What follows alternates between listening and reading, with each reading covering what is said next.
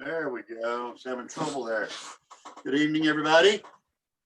Hello. Good evening, Mayor. Howdy. Guess we're waiting on Art to try to get on. Hello, Barb. I'm on. For some reason, you can't see it in my ugly mug, so you're probably ahead. But I don't know what I didn't do. But I'm with you. Okay. Thanks, Art. 1, 2, 3. What am I doing wrong, Jonathan?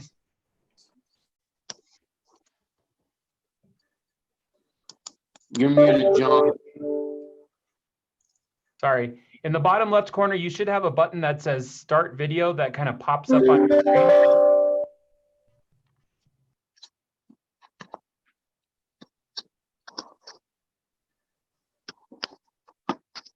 I don't see it, Jonathan.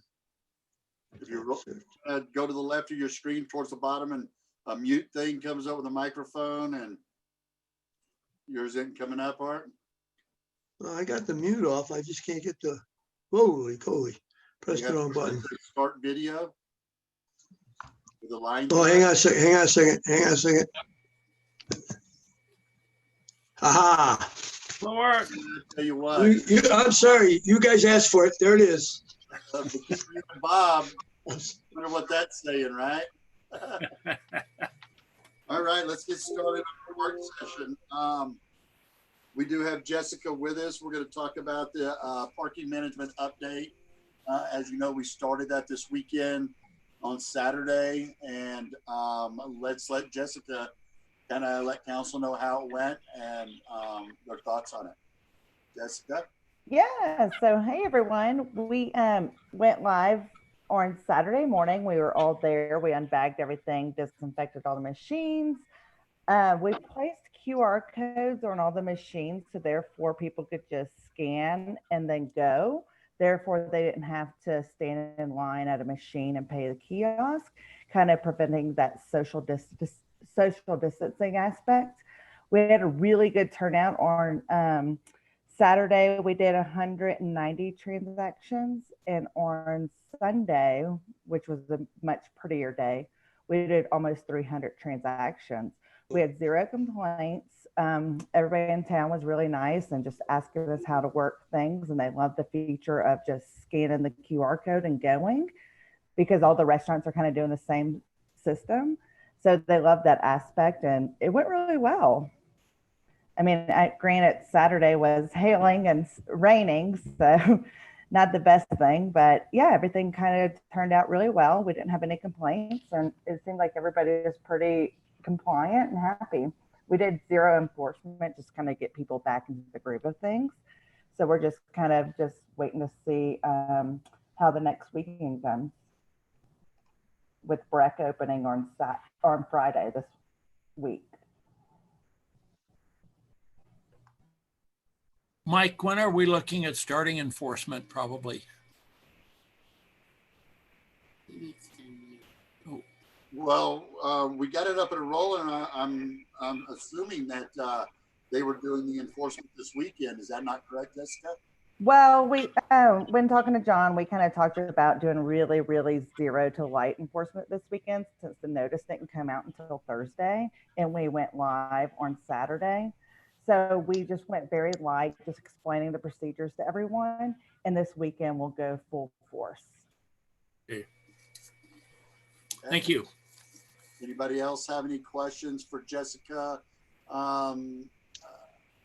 Did we see any, do you think we had a shortage this weekend? You know, we lost those couple of rows behind Tommy Knockers. Did you see any impacts of us not having that parking? Or do you feel that we still had availability for visitors? I think we still had a lot of availability because the stalls were turning more so, because people's times weren't spent as long as they used to be. So spaces were readily available all day. Okay. Looks like Danny just came on. We've got Travis on. Okay, council, do we have any questions or thoughts for Jessica or Danny about the parking management program? Mayor, I was just telling Jonathan Kane that I heard nothing but good things about this weekend. So I think it went very well. Okay. I have a question, not about parking management, but when will we be getting the back parking lots all together, back together again? Well, Andy and I met with, and John Bordoni met with Jeff from CDOT last, I believe it was last Friday or something. And we discussed with them about, our understanding was that they were going to be completely out of there for the summertime. However, that is not the case. There's a lot of not only equipment, but there's also piping and manholes and all kinds of stuff back there. And we were told that they are going to work on trying to tighten that up a little bit and move some things along so we can, or move them around so we can get another row in back there. Some other discussions we had with them about the parking is, for some reason, Graham is behind schedule. And they're really trying to push and getting that water line in there. And they asked us if they could, if they could in small sections, because well, this will actually be open trench. If they could work in small sections and get it covered back up. I suggested that they should look at doing it overnight. If they can do it in 4 or 6 days or 2 weeks and work overnight, I think we can accommodate that more. And they like the idea that if they could start at 6 or at 7 or 8 in the evening and work until 6 in the morning, they would actually get a longer run of work. And then they can probably get it done faster. So that's still kind of on hold. We haven't, Andy, you haven't heard anything else back from them, have you? So we're still waiting on their response on that. Of course, the number one thing is how critical parking is right now. And to take up parking places or not have those parking places going into our summer where we're trying to recover is not a very good idea. I wasn't very pleased to have them say that they were behind on the schedule. And Mayor, the other thing they mentioned was those parking spaces along I-70, along the wall, along I-70, those will be shifted to the north to accommodate some of their construction in that area. And the way that they have presented it to us, they have said that we would not lose any parking. So that was one of my concerns. If you move that wall, where's the parking? And they kind of explained that just where they move the wall, it'll tighten up the lane, the drive lane, but we won't lose any parking spaces. So they don't have a completion date to give us right now? No, they don't. So while we're talking about that, and we'll talk a little more when we go into our regular meeting, if you've been back there, there's a lot of area that's been covered up with dirt where they dug out and have done some work back there already. Also, all of our lines in the parking lots are pretty much gone. It's just kind of a free for all back there. And what's going to happen over the summer is people not parking in between lines. Out of those 180 parking places, we're going to end up losing 5 to 10% because people park with 6 feet in between instead of 4 feet in between, and that starts adding up. So talking and arguing with John Bordoni, I guess he didn't. I actually had somebody come out and give us a bid on striping it, and it's going to cost $1,100. And John said for one of his guys to get out there and stripe it, it's going to take almost 2 weeks to do it. So I was figuring, the cost of an employee out there for 2 weeks striping it over a long period of time, that these guys could get in there and do it in about 4 hours. Get it striped, done, dries in about 45 minutes, and we'll have them done. So that's something that we'll discuss and get direction on that in our regular meeting.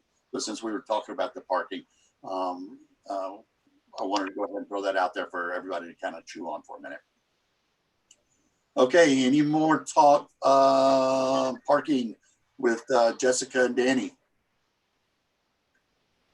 All right, thank you all very much. Y'all can stay on if you'd like. And we're gonna move on to our next topic. Again, about parking.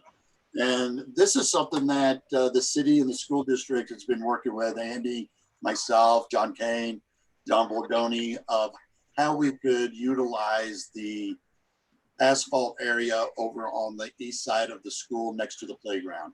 It's a big asphalt lot. All that's going to be coming out to build a new playground over there here in the near future. So we asked them if they would allow us to use that for employee parking only and enter into an IGA and an agreement so that we could utilize that space through the summer. They talked to their board and everybody is okay with it. They thought it was a great idea. It wasn't being used. We do have a timeline on it. We'll have to be, our usage will be up to August 15th because that's when they're scheduled to mobilize the demolition company to come in and rip everything out and prepare for the new playground to go in. So we've got an agreement. It's a very simple document.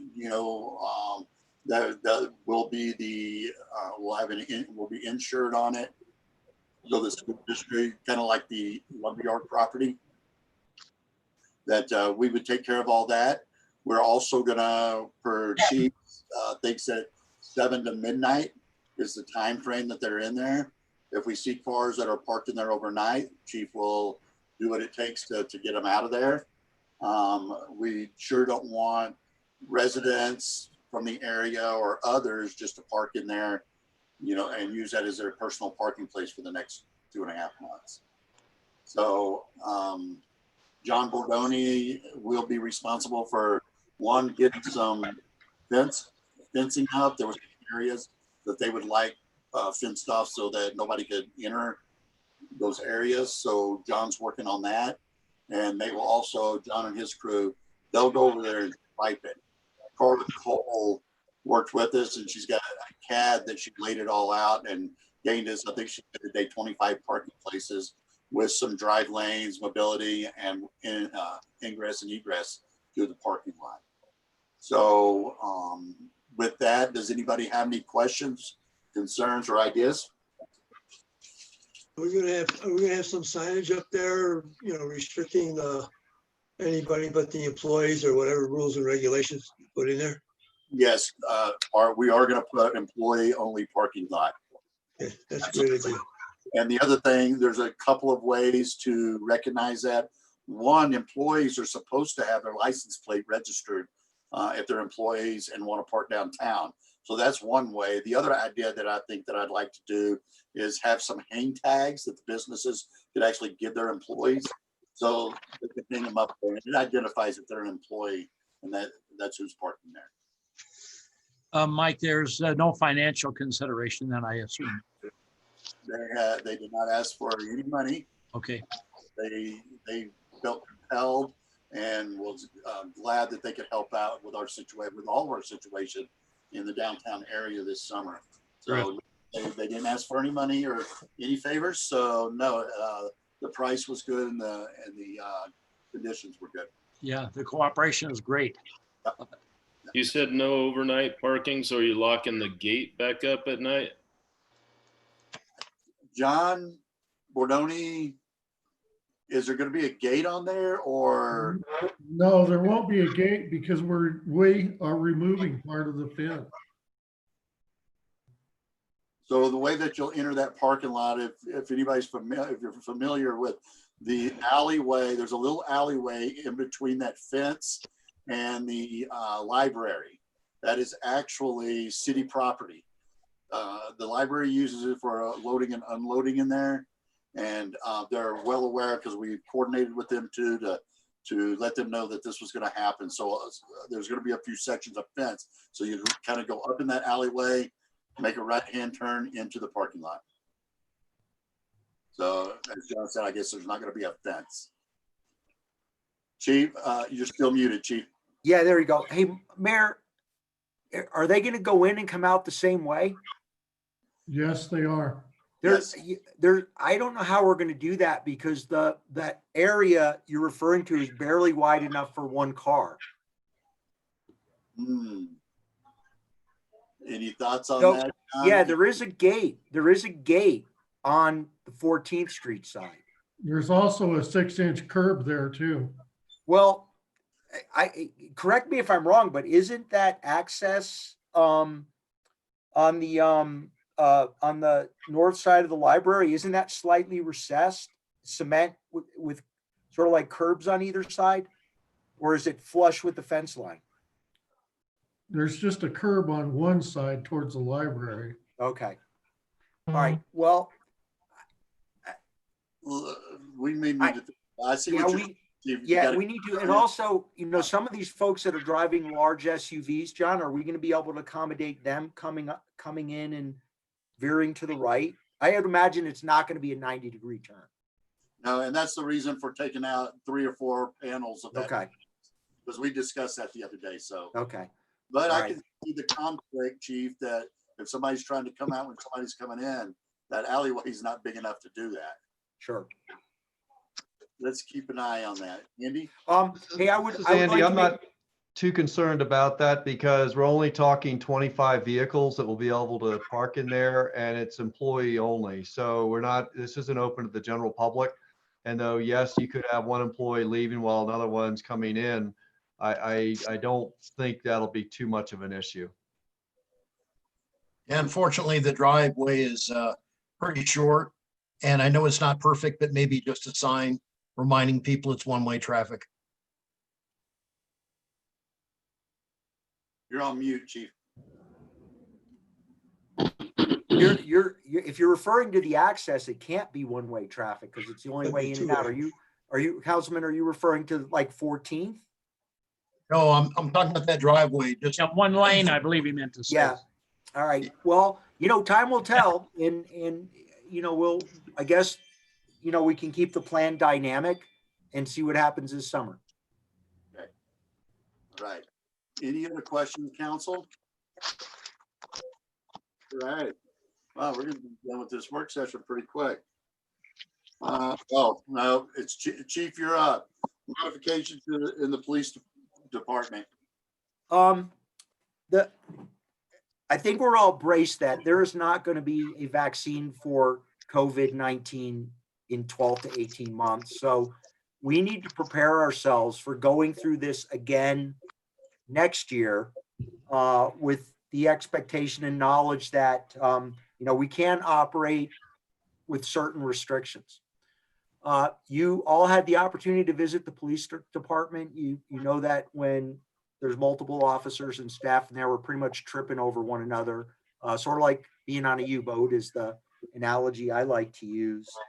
So one of the things we've discussed is essentially closing the police station to the public and creating a new lobby under the covered porch, which is our main door.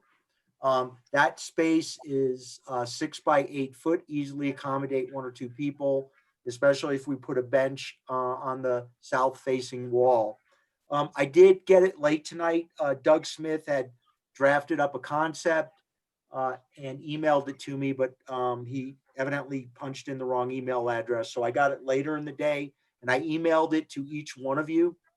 I think it's a good plan, but I'll be honest with you, it came out to be more expensive than I anticipated.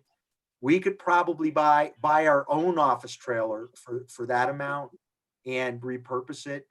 The other alternative is take that money and find a rental space on Minor Street and re-office a couple of our folks on Minor Street.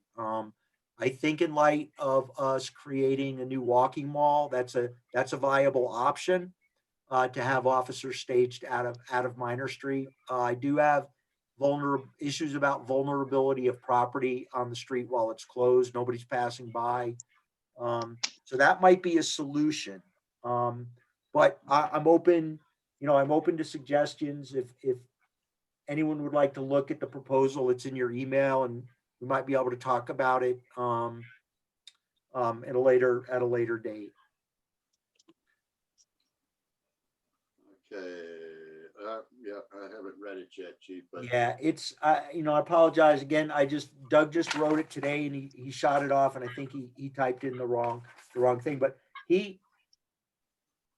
one of the things we would have to do is we'd have to move the door. If we use that front porch, the door would be on the west side.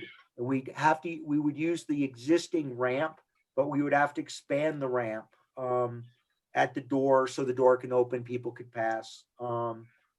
You install a electric door opener, which he says are not uncommon and they're not that expensive. But the price he gave me is about $27,000 for that small space. I didn't see it. I made it fall over. Yeah, well, Doug is an honest man, and he wants to do it right, and we want it to flow with the building. But given that price, I could probably come up with some alternatives that I'd like to think about and float by you next time we meet. And Chief, if I may, and that's all just on account of the COVID? Yeah, what other offices are doing, they for example, if you go to the county clerk, they have quite a bit of space. They can do the 6 foot spacing, but they all wear masks. all while they're in there. That unto itself, people don't realize, but that's creating health issues for people, and just being in that close space. So we're kind of wearing our people out on these staggered shifts. We've disrupted people's lives that, because they can't work in the same place at the same time. I think we need to come up with a more reasonable alternative. And it wasn't in your report, but it kind of blew me away. Our activity for the last 2 weeks was 411 calls for service, and 25, well, maybe not 25%. I'd say, 10 to 15% of those results in an investigation or a report. Plus, the city has been contracted by CDOT to pay our officers overtime. They're paying the overtime to work I-70 during the construction. So our volume of citations has exploded. Not just citations, but when the officer stops someone who has an outstanding warrant or revoked driver's license, that actually complicates things a little bit more. So I think those are our best alternatives. I think it's important that, we all understand and accept, if one person in the office gets sick, everybody in the office is sick. Potentially every police officer is exposed. So we have to follow the state guidelines and mitigate that the best we can. And, and that's done through space.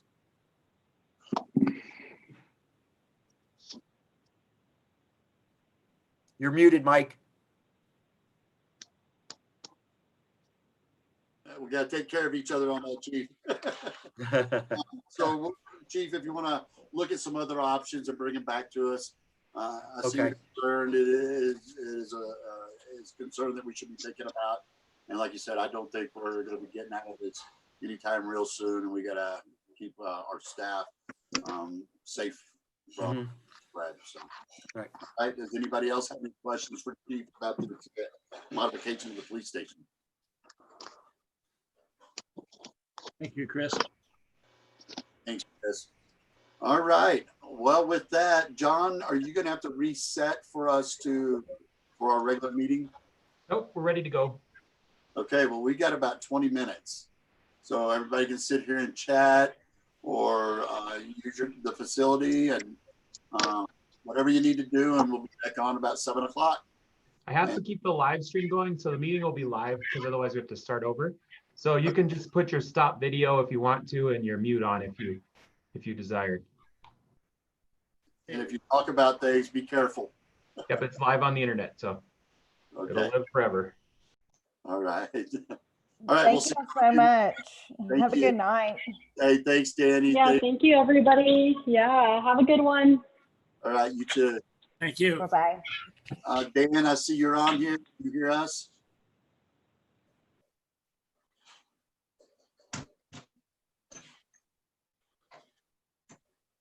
Dan? Okay, maybe he's not on with us yet. All right.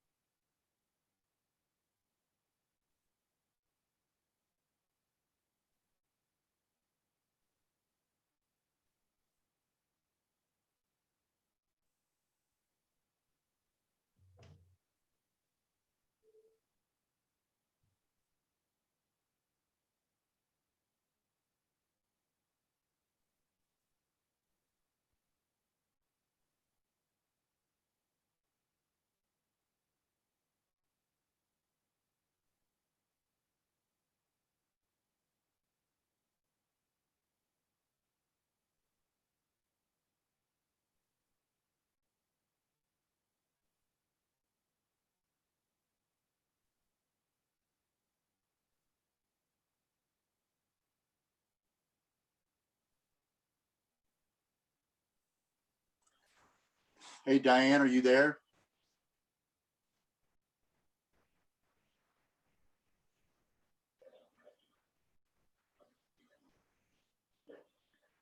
John Kane, are you there? I'm here. Hey, do you have that sales tax report? I didn't get it. I can go right up and talk to Diane really quick though. How did you share it earlier? Cassandra Patton had it. Oh, yeah. If you have that, I'd like to show that. Okay, let me go ask her right now. Okay, thank you. Hey, John, I'll ask her. It's Andy. Okay. Okay.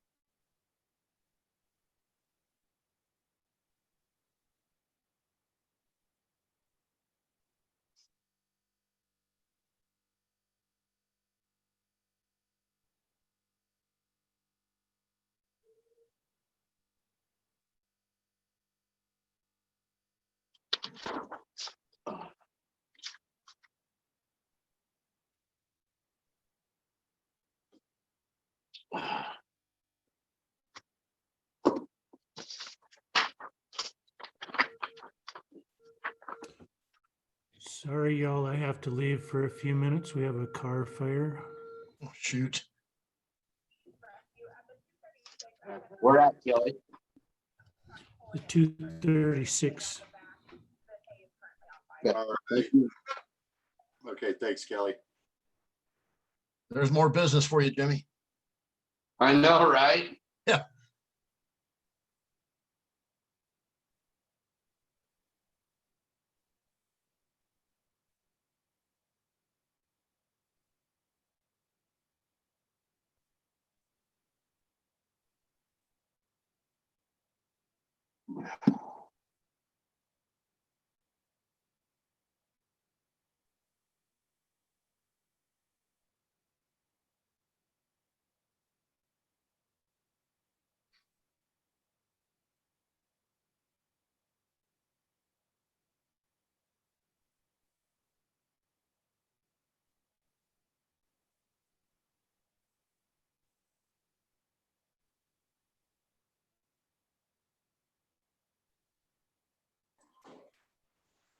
Hey, John Kane, you have that flag ready for us?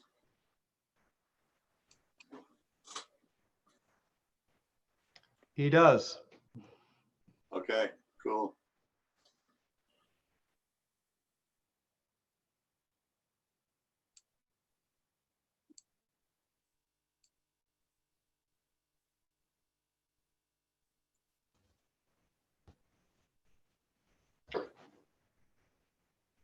Mayor, do you want me to put up that sales tax report now or later?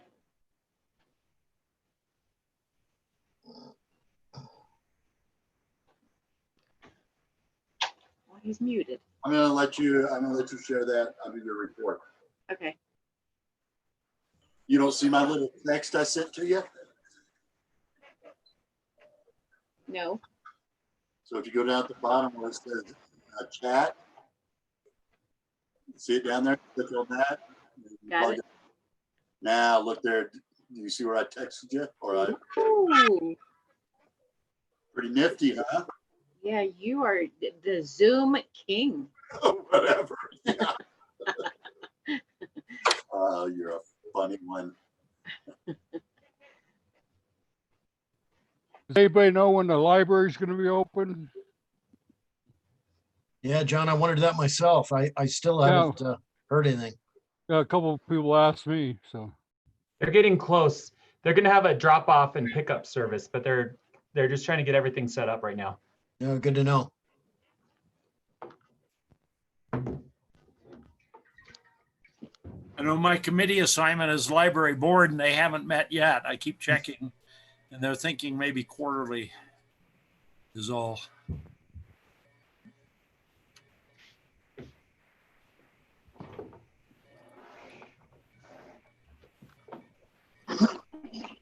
I got one person that he doesn't have a computer, so he goes up there to use a computer.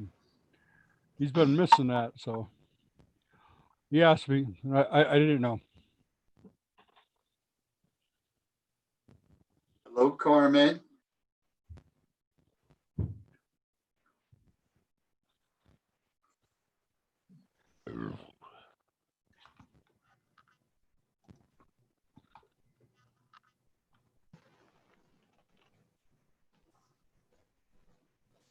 Oh, there, Mary Jane.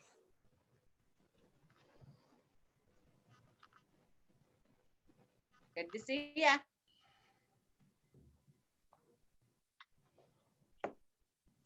Hey, Jimmy, that's a weird deal with that semi trailer on the east end of town, like living there. I don't remember that happening before. Gone, brother. Yeah, kind of a weird deal. You would think that the company would have wanted it back. Dude, that's a long story. It's already gone. I took it out of there last night. Oh, good. Okay. Oh, yeah, I know.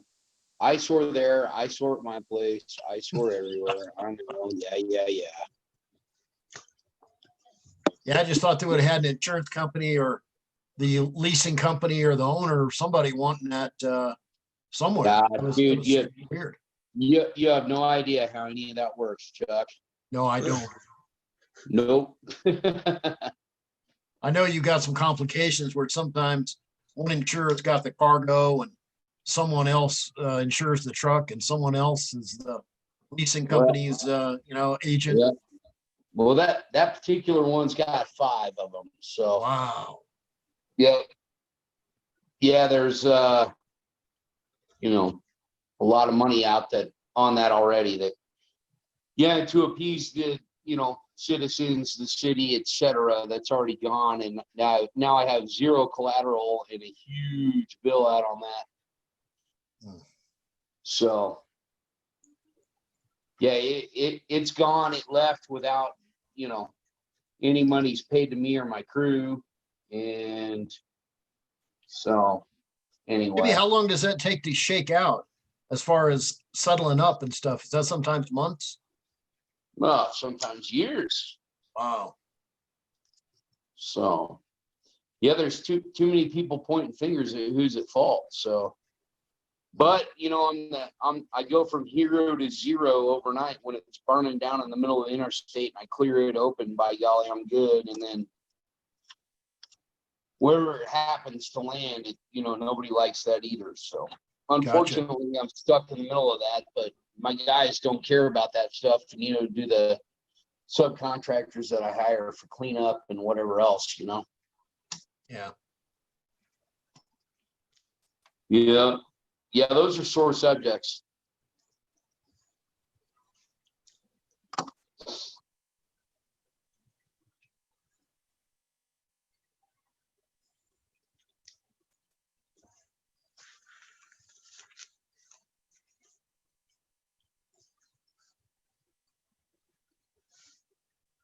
What did everybody think about the weekend? It was busy. Yeah. I heard great things from everybody I talked to. Yeah, I did too.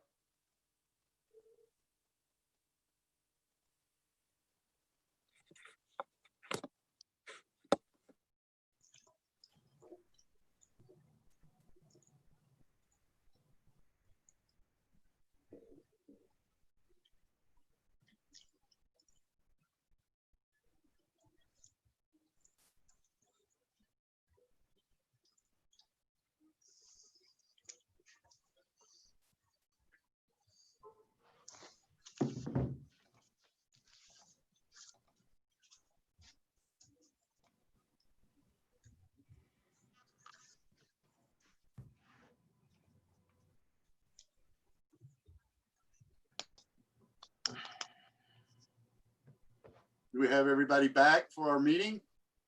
Brian, hello, Mary Jane, Travis, Dan, can you hear us?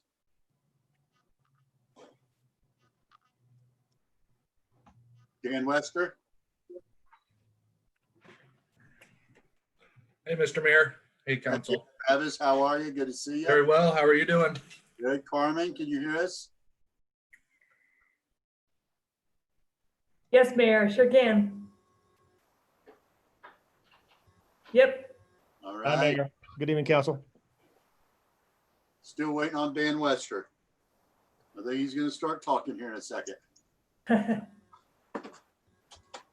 You'll never shut him up. Diane, this is over the public airwaves. People. I thought that would get him going. Hi, Diane. I was waiting for you to chime in, honey. All right, it is 7 o'clock.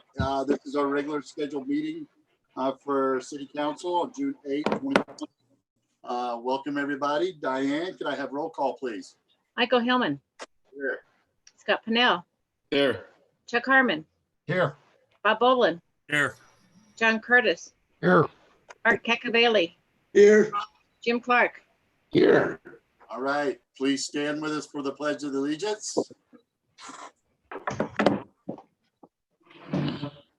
I pledge allegiance to the flag Flag of the States of America, United States of America, and to the republic for which it stands, one nation, under God, indivisible, liberty, and justice for all.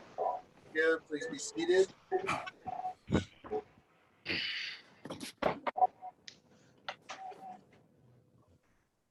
Okay, we're waiting on you, John. Sorry. There you go. All right, tonight we have an agenda in front of us with a few agenda modifications. One, we're going to talk about under mayor and council.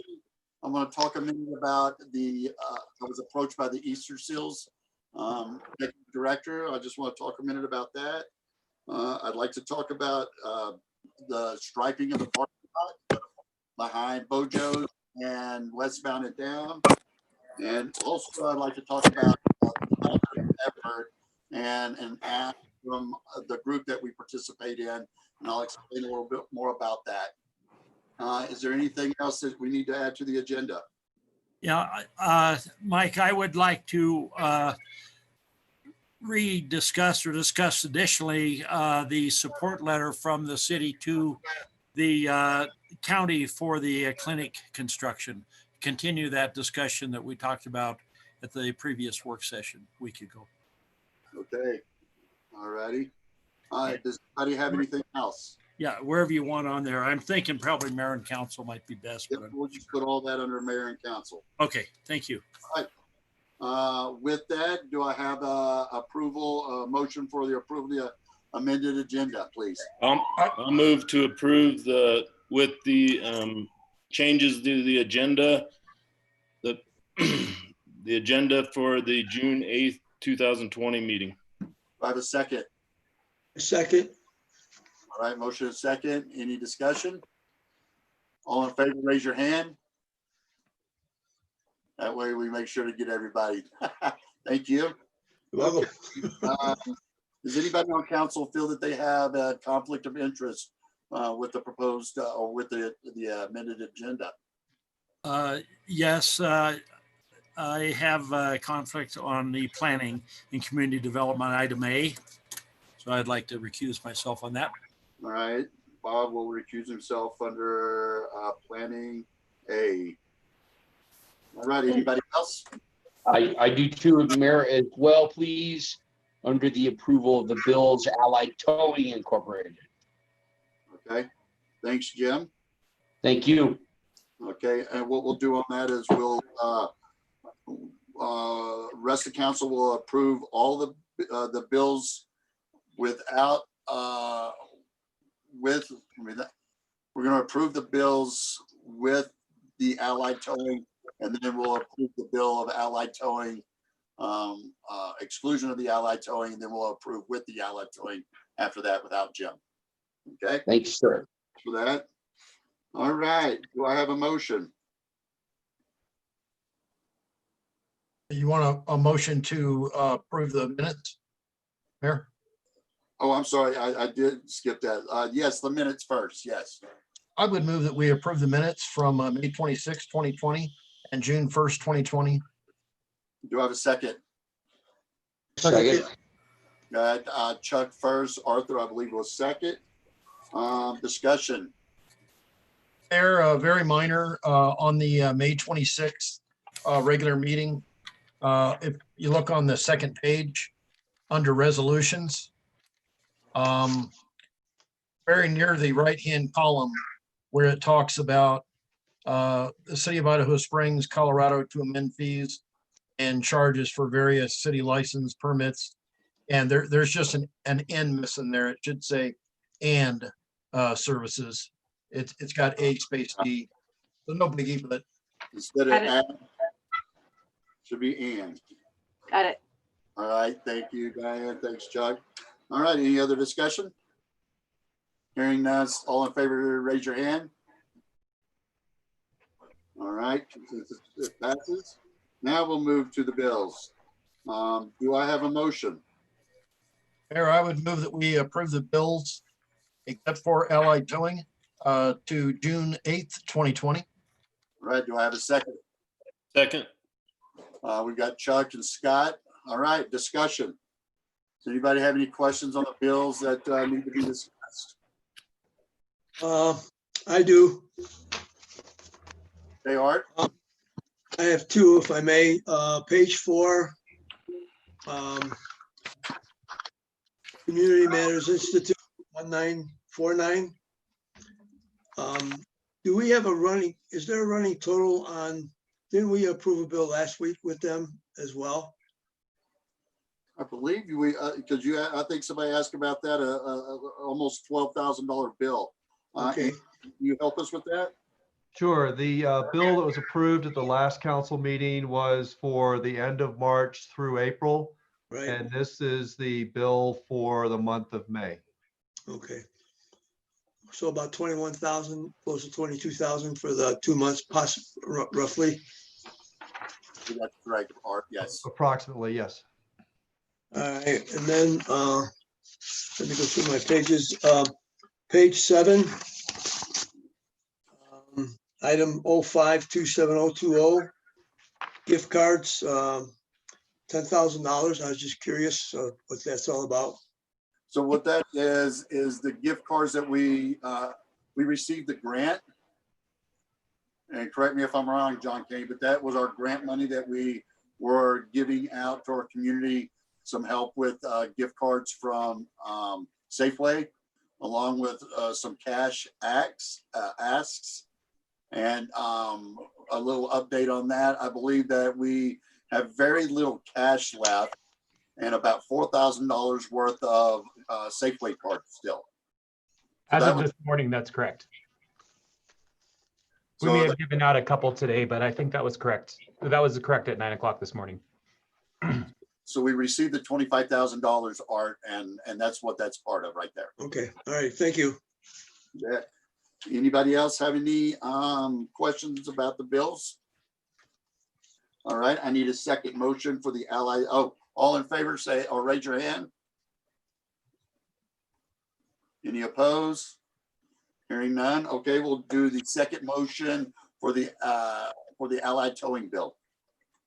Here, I would move that we approve the Allied towing bills to June 8th, 2020.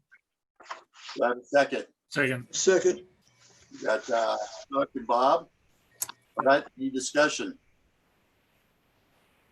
Hearing none, we'll do a roll call on this. Michael Hillman, Yes. Scott Pennell, Yes. Chuck Harmon, Yes. Bob Boland, Yes. John Curtis, Yes. Art Cacavelli. Yes. All right. We're moving right along. Diane, do we have anything under unscheduled public comment? No, sir. Thank you. All right, we'll move to public comment. We're going to start out with Adam Harkness' request for a variance to Idaho Springs. Let me see, what is that? Municipal code. That's municipal code. Yeah, that's it. So if you've read, we have one of our residents at, I believe, 8. Let me get over here to the address. I'm gonna have to turn on my light, but I'm just gonna be, I have a glare on me now. But I'll have to see this. I saw the address in here earlier. 820. Does somebody see it in there and can help me? 805. There it is. 805 Colorado Boulevard. What Mr. Harkness is asking the council to consider is he is building a shed, and in our municipal code it states that each structure that is on a separate foundation is required to have its own tap and meter on it. The cost of this is about $19,000.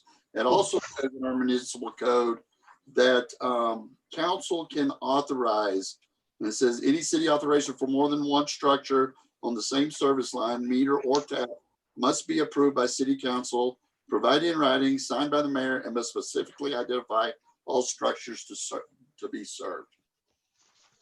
Well, this is something that he's asking that really doesn't completely go against our municipal code. There is a way around this. Years ago, when I first got on council, the municipal code changed and said that because we were having a problem that we had residents that were actually sharing the same meter. So they were, so it was very confusing, and some business and commercial properties doing the same thing. And what was happening on that is if somebody had 3 units and they were on separate, they were trying to divvy up how that water bill would be paid. So we modified the municipal code to address that. There have been some properties that have fixed that. And what we were really doing is over time, when we recognize things like this, we were having these property owners fix them. So this is a little bit different situation.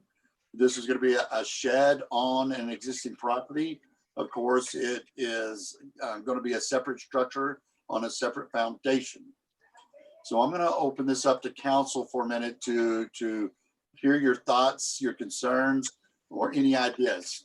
And Mayor, if I could, it's not a shed, it's a detached garage, I'm sorry, a detached garage. which is quite a big difference between a shed and. And I saw that. Okay, open for discussion. Should we look? And we do have Carmen here that might be able to have, if we have any legal aspects that we want to look at, we've got Carmen with us. I just wonder if we should look at the language of our code. Well, the language was provided. Municipal. Changing it. Oh, changing it? Making a change to it, yeah. For situations like this. We could talk about that. I don't think that's. I don't believe that we can do that as a work session at a later time. But the ask of this is kind of critical to him. It sounds like he's in Kuwait and is going to be gone for a little bit. And was trying to get this done before he returned. Yeah, I'm not trying to hold this matter up. John. Mayor, if I may, we have made people disconnect them in the past to garages that were connected to their house. So we've same property, John, or separate? It was to a garage that they ran a line from their house to the garage, and we've made them disconnect irrigation systems that were separate also, that ran to a garage that ran to a irrigation system. So I think if we change this, then you're going to have to change the code, in my opinion. And what the mayor was. Would it be on 2 separate? What the mayor is was. It on 2 separate properties though, or the same one? It's on the same property. Okay, because I know a lot of those, across the streets on a separate property. Correct. And actually the municipal code reads that if a building shares a foundation, it can be served by one service line. If they have separate foundations, it's required that they are served by separate water and sewer. I can understand the thinking of separate taps if it was separate living quarters, but I'm not sure what the thinking is for just a garage. This could potentially be a separate living quarter. But if it becomes a separate living quarter, then I think, you would have to consider that it has to have a separate tap. But if it's a garage, I'm not sure. Well, John is right. We have had to charge customers in the past for this exact same scenario. So council would be setting a precedent. Well, other municipalities has the same code. If you put water into existing or new building on your property, you have to put a meter and new water line in.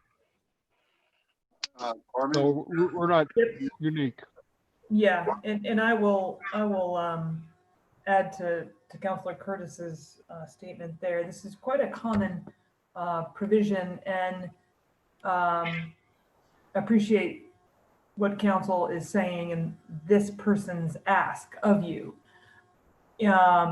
But it's the old slippery slope and the issue of ADUs, right? Accessory dwelling units, and allowing a separate structure like a garage to be served by utilities right? Makes it easy for a property owner or a subsequent property owner. I am not insinuating this individual has any nefarious intent, but when we as a city allow full utility service to something like a garage, well-intentioned in this case, to simply provide a sink and maybe his washer dryer, the next buyer of the property could go, I can rent this out and make a few bucks, right? Because it's got utilities now, and not even ask the city for permission, right? So, Mayor and Council, the code does allow you to grant this request. If you are inclined to do so, I would simply advise you to be very careful in your granting of the request to make clear that it is limited to service for the express purposes that this property owner wants, and expressly stating that any modification of the use of this structure or anything other than a garage has to go through, Dan Wester's on this call, right? Proper permitting, get a CO for that purpose, and would require city council approval to modify the use of that structure. Now, we're counting on people being honest and coming in when they want to change what they're using their buildings for.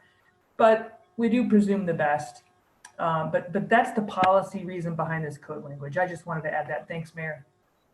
Okay, thanks, Carmen. And that was exactly what I was thinking. Is it, for this current user, very well be a detached garage, but in a future sale, it's an opportunity to have a little mother-in-law suite or a little rental unit, and that's exactly what I was thinking.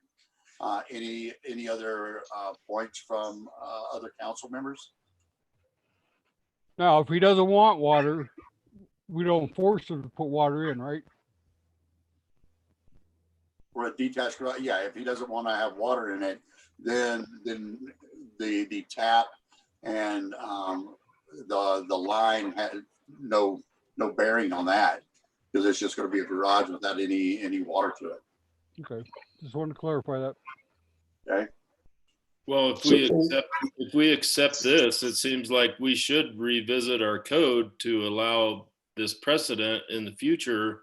If we're going to allow it once, then there's going to be other asks. And the whole idea was the fights that we have seen in the past where property owners were sharing the line. And one of them went, they had a problem in their house and they shut it off. Well, they also shut their neighbor's house off too. And it turned in some bad situations.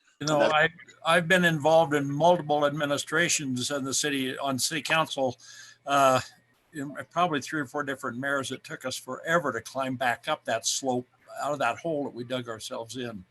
And at first blush, I was sympathetic to doing this, but when I think of the history of it, I would have a real problem doing this right now.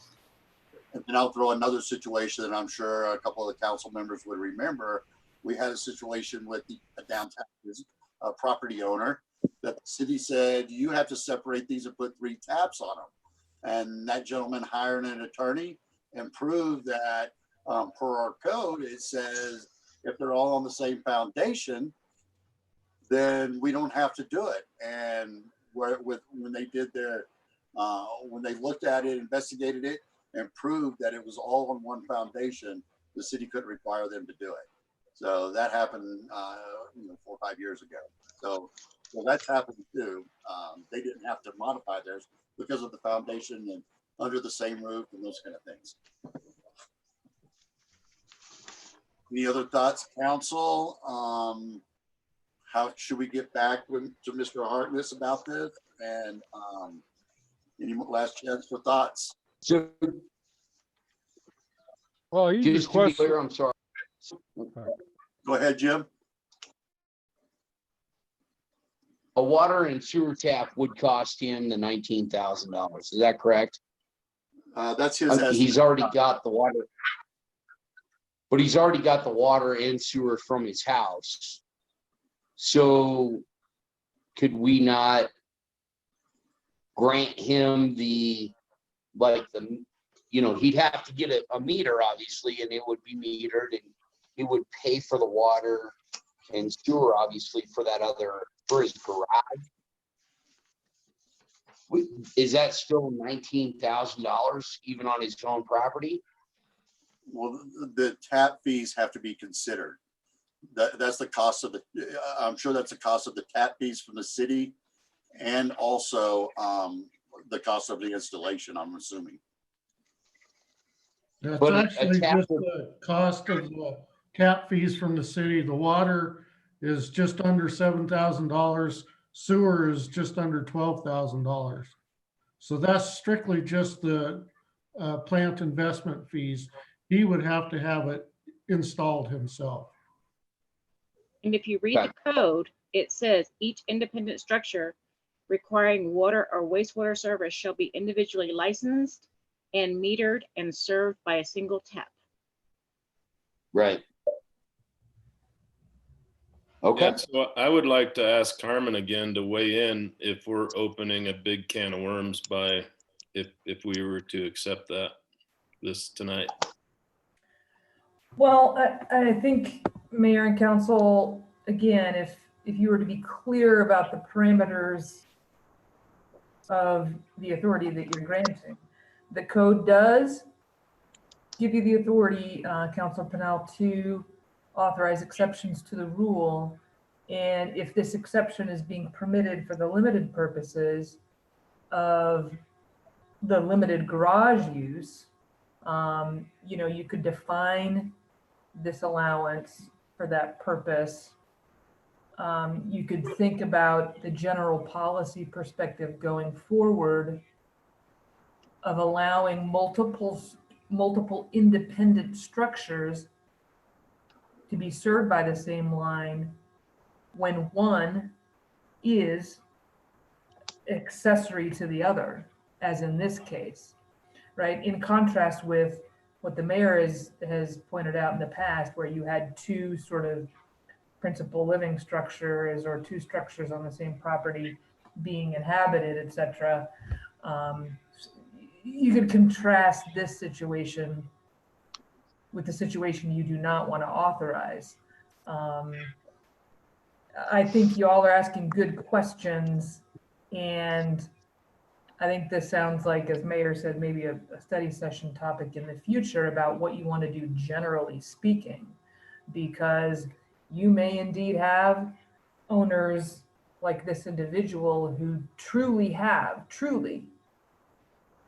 garages, sheds, a gardening shed, other kinds of structures that may benefit from running water in a way that you want to allow, so long as they're accessory to the principal dwelling. And we can investigate that and look at that in general terms in the future. But if you wish to permit this, I would just make clear, very clear, that it's limited to the very narrow purposes for which this property owner is asking for permission, and making clear that any expansion of the use of this garage for any other purpose, including but not limited to inhabitation, occupation, right?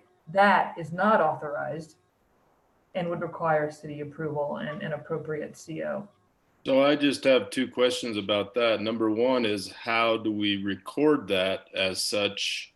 And number two, down the road, if something popped up, who's the enforcing agency? And I mean, how do we dictate how we enforce it? Yep. I mean, somebody could slide under the radar, and that's not what our intention is right now. Yeah. I'm wondering, could we record that at the county to accompany that deed as a deed restriction to put on there by the city? It's about utility service. Yeah. So I'd be a little nervous to record that in terms of potentially allegedly clouding title or muddying title to that property, Councilor Boland? Good question. But to Councilor Pennell's question, who enforces that? We as a city. I'm not sure, Diane, if we can include a notation or provision in Cassell, our software, about how the utility service is measured, but certainly, Councilor Pennell, we would be responsible as the city utility provider to monitor that and enforce that. And if the terms of our utility service to that property include this express provision that the use of that garage structure is limited to garage purposes, if we were to find out in the future that that express condition of our utility service was being violated by this owner or a subsequent one, what I would suggest in that event is, in your authorizing language, right, to authorize this if you're so inclined, you could expressly provide that any violation of your allowance of this exception to the rule, right, any violation of your permission to allow this could be enforced by the city through termination of service. That's a pretty severe consequence, but at the end of the day, you're right, Councilor Pennell, it'll be up to us to notice it and have proof of it. And that's always the rub. Well, another thing that might come up, as Bob was saying, if it's not recorded on the deed, a new owner comes in, they're unaware of anything, any such rule. They go to do something different, and maybe they do it illegally and don't know the rule. And not know, correct. And You know, the seller may not disclose the restriction. And I'm just going to also throw out there, I'm not on mute, am I? No, Mayor, Adam Harkness just joined the conversation, so he's in the room right now. Hello, Adam. How are you? Hello, I'm doing well. How are you? Good. So I will talk about, there was a project that came to the city that had either 4 or 5 structures being built on it. And they asked the same thing. And the council at that time said, the municipal code does this. You have to have a separate tab for each one of those structures. And I don't want to be, personally don't want to be in a position that we go against our code and this development comes back to us and say, wait a minute, we asked the same thing and it wasn't allowed. And these 5 tabs cost us, $150,000 to $200,000. So for us to, to start modifying, allowing something like this to go against our municipal code as it's read, I would be very concerned about it. John? My concern is he wants to run a 1-inch water line. Most houses have 5/8 or 3/4. John can correct me if I'm wrong. Yep. So that's a huge water line for just a sink and a washer. I don't know why he needs that much water for in a garage. Is he aware of that though? I mean, that's kind of an assumption. Yeah, I just assumed I'm just gonna run a water. Excuse me, I Adam. can change the size of that pretty easily. Excuse me, Adam. This is a public comment. We usually don't have a discussion. So if we ask, if I ask you a question, that would open it up for you to respond. But under public comment, that's exactly what it is a public comment. Okay. Thank you. All right, council. Any other thoughts or discussions about this?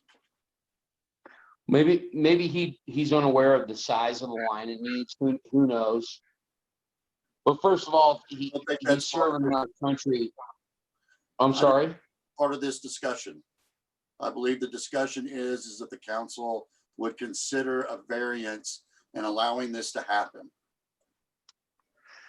Right. I was getting to the statement of, you know, one, he's serving our country, and thank you. Number two, I'm not sure that this is the time to amend what the city has written in our municipal code for this.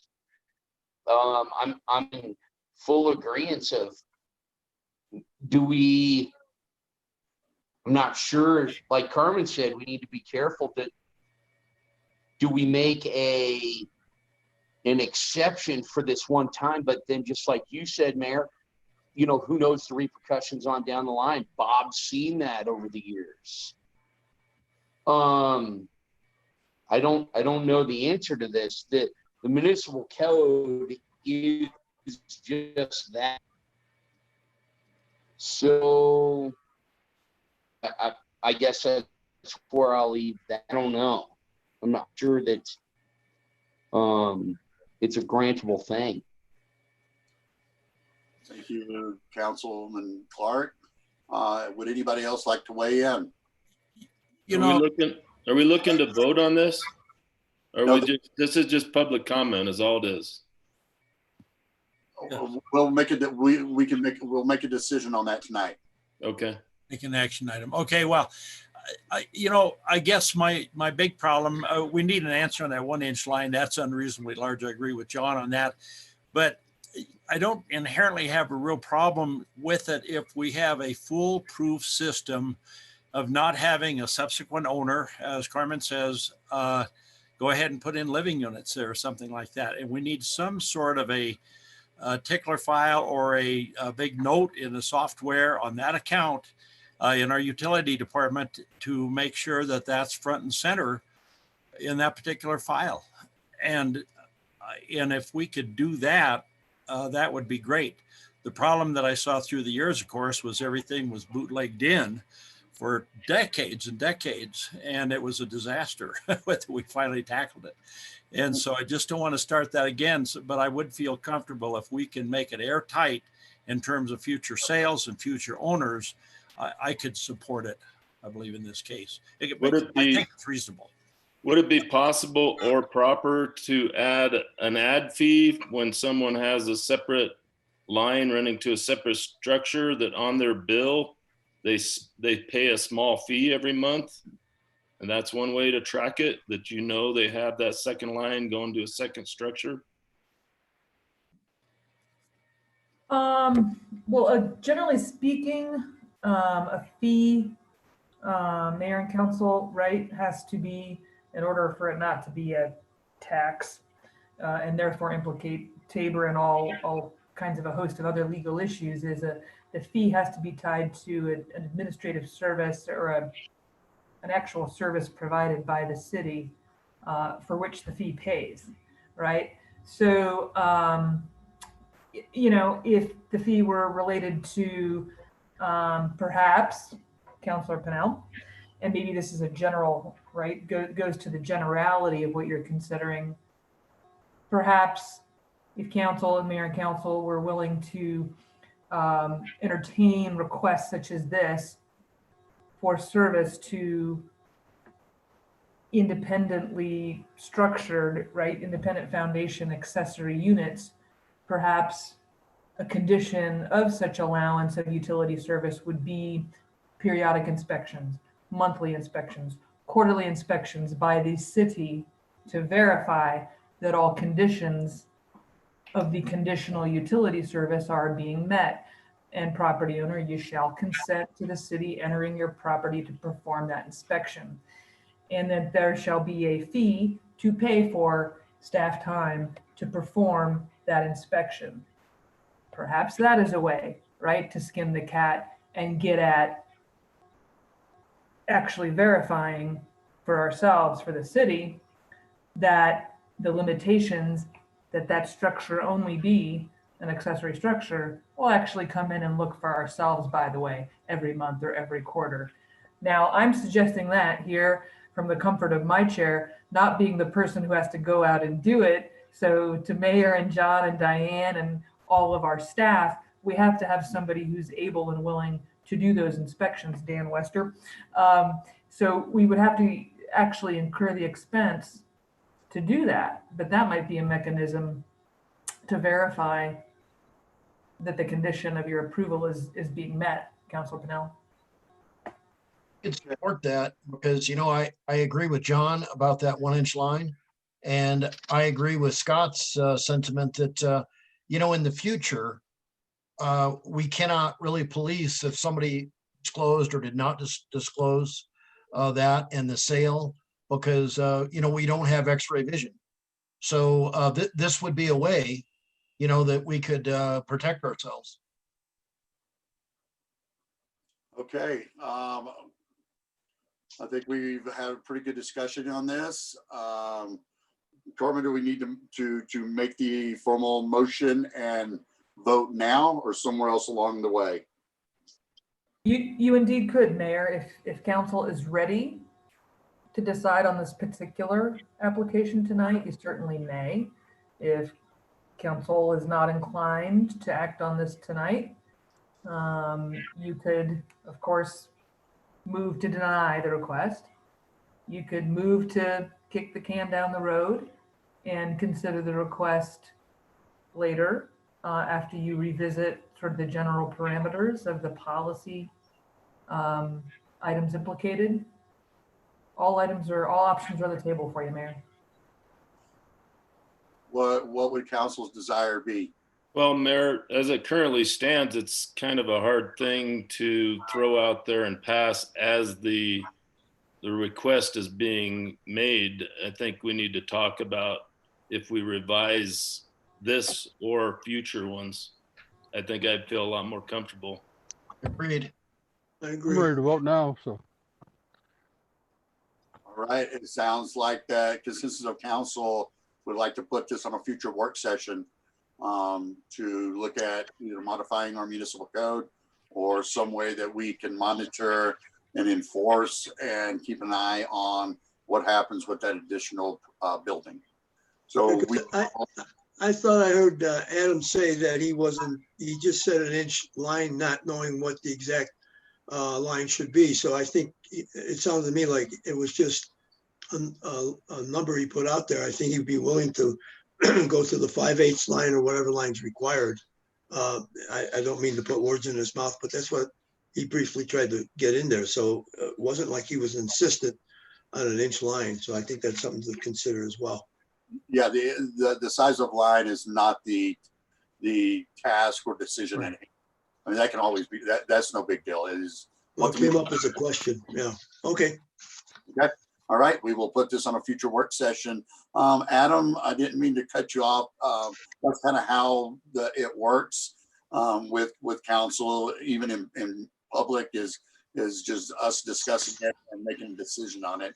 And as you heard from the council tonight, with this going against our municipal code and us trying to figure out how we would modify this on the fly in this time frame right now is not happening. So what we'll do for you, Adam, at this time, we're not going to vote on whether to allow you to do this or disallow you to do this, but we will discuss it more and what we need to be doing to protect the city and protecting the city from future residents there and purchasers of the property, and how we could potentially, what we can put into our language to protect ourselves and the property owner now, which is you, and property owners in the future. Okay, Adam? Yeah, absolutely. Okay, we will notify you when we have this on our work session, and we may even be able to do that next week. That works for me. Thank you. Okay, thank you, Adam. All right, we're going to move to the Clear Creek School District sewer leak. If you read, there was some notices. I don't know if they were really notices, but some conversation with Alan Smith over at or actually, from my understanding, Ellen was out sick or out of town. A message was given, and Wonder had noticed a very high increase in the usage over there. And the message was, check your toilets, see if you got a broken line somewhere in your building because something's not. In the packet, it explained pressure relief valve during the construction or the repair of one of our water lines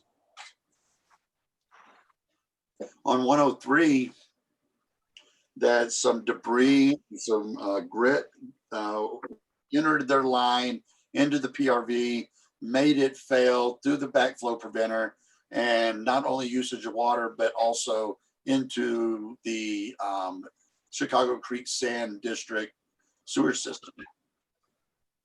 What the school district is asking is some relief of the 700 and trying to find it here, 700 and some odd dollars worth of the bill they were charged for the sewer. I did not see anything that they were asking for relief from the water side of it, merely from the, if somebody saw something different, please speak up. But it was about the sewer. In the past, we've listened to people that brought things like this to us, and what we always determined was, one, if it was a true water leak, it wasn't up to the city to try to give relief on the water usage, because we do have to spend money on the production of the water. Most of these times also is this water is going into the ground, out in the yard, into the basement, not into our sewer system. So we've looked at it as we kind of do the little split with them and ask them to pay the water usage, and we would relieve. Diane, what's normally what we do? Correct. Council has always gone under the assumption that the water was used, but has given relief on the sewer side. Okay, I'm going to open this up for a discussion. Everybody saw the request. Yes? It looks like that we probably were a contributing factor to the failure of this valve. And, I think that it would be reasonable to credit the school district back the $702.80. Mayor and Council, if I may, I'd like to interject a little bit here. Go ahead, John. The ambulance barn repair, we did not shut down the water line. And the school district's water line has to go through a separate PRV through our system before it gets to their system. So it is entirely possible that it was contributed, but we take extreme care in not getting any dirt and gravel into the water lines. And I think Councilman Curtis can attest to that. If there was that much dirt going through our PRVs, then we would have issues with those also. So Yeah, I'm not I was wondering who did the investigation or the determination that the city had something to do with this. Obviously, it wasn't you, John. Well, this unfortunately is the first that I've heard of this tonight. But I think in the past, Mike, that we've given credits when the water, due to whatever the circumstance, that we've given them credit on sewer, right? That has been our normal practice. Let's see. And I meant to read, Building Technology Systems is who did the repairs on it. Moved the existing gate valve, pressure reducing valve, installed a new gate valve and pressure reducing valve with new flange gaskets. This cost the school district $4,950 for that, plus time at $105 an hour, trip charge, total almost $6,000 total on that. So I would think that contractor brought up their assumption that we might have had something to do with it, but I don't think the city's going to take any responsibility for this other than if their water didn't go down the sewer, we might give them a credit. So they don't use much water over there, right? As of now. Normally, let's see, it says they Normally $66 a month. I mean, Well, yeah, they during use 4,000 gallons. yeah. Yeah. So, I mean, there could be some buildup at the end of almost a dead line, which is not the city's responsibility, like John said. Right. So, no, I'm agreement that in the past, we've given relief on the sewer side. And I'm very pleased that, they didn't, they haven't requested or asked us to help pay for the repairs and the replacement of it. So That's their responsibility anyways. yeah. So I'd make a motion that we move to approve to give them credit as Wonder's recommendation. Do I have a second? Second. Motion and second. Any more discussion? Roll call. Michael Hillman, Yes. Scott Pennell, Yes. Chuck Harmon, Yes. Bob Boland, Yes. John Curtis, Yes. Art Cacavelli, Yes. Jim Clark. Yes. Okay.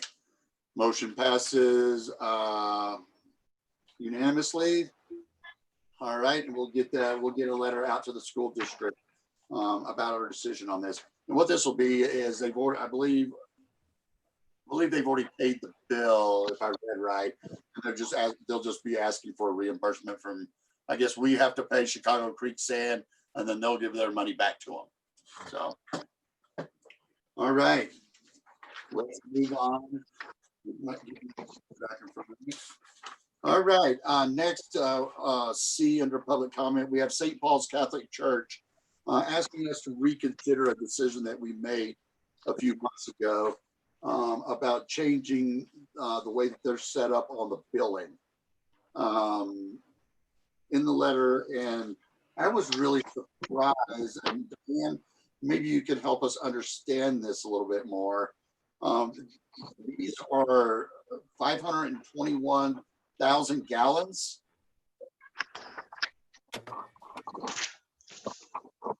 This reading. Can you clarify what these readings are? Okay, let's look at 2016. Where I've highlighted 50 and 82. That's 50,000 gallons and 82,000 gallons. Okay. 17, 57,000 gallons, 45,000 gallons. Okay. 18, 45,000 gallons, 55,000 gallons, 80,000 gallons, 27,000 gallons. Why do you think that went up to 80,000 gallons in from 17 to 18 in December? Well, if you look back in 2016, there was 82,000 gallons. So it's my estimation that maybe that's October. December 12/31 of 16 and 12/18 of 18, it went from 6,000 gallons to 80,000 gallons. I have no idea, and I don't think anybody be watering their lawn in December. Right. Yeah. So these numbers are actually pretty consistent with previous year's billing. Is that what everybody's kind of getting a look at here? Yeah, Mayor, it's consistent, but boy, it's crazy. I can't imagine, and then it drops down to 7,000 gallons in December of 19. How there could be a discrepancy. He's got a neighbor stealing water or something. Yeah, I mean, that's a lot of water. Yeah. Somebody's leaving the line open and running all the time. Yep. The winter months, does he have a freeze problem or something? Is that why? Maybe he's building a skating rink. Yeah. Yeah, that 2018 December is the one that's just out of control. There must have been some kind of, they must have had a leak over there. We all know that a running toilet used up a lot of water over the course of 2 months. So with that and looking at that, the request is Well, it's kind of stating that the because of the construction, they had to resod, which caused them to have to use more water to get the sod to take. But I mean, the way I'm looking at it, it seems like it's pretty consistent from year to year in the summer months. And it's 4 years. Over 4 years. 45 and 18, 57 and 19. We did Colorado Boulevard Phase 2. That was in 17. Correct me if I'm wrong, Andy. Is that correct? 17 Phase 2? 16 to 17, yes. 16 to 17? All right, discussion, council. Are they possibly opening for anybody that's welcome to come in and out of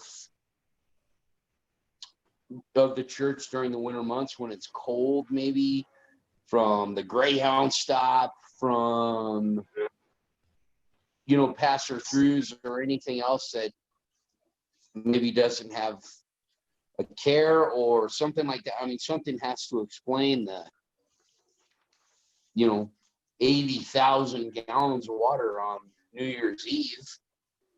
But that's only 1 year. The 19 was 7,000. Then we had 17 was 7,000, 6,000, and 16. 19 was 7,000. So it was just that 1 year in December that really jumped up really high. Versus the 82,016.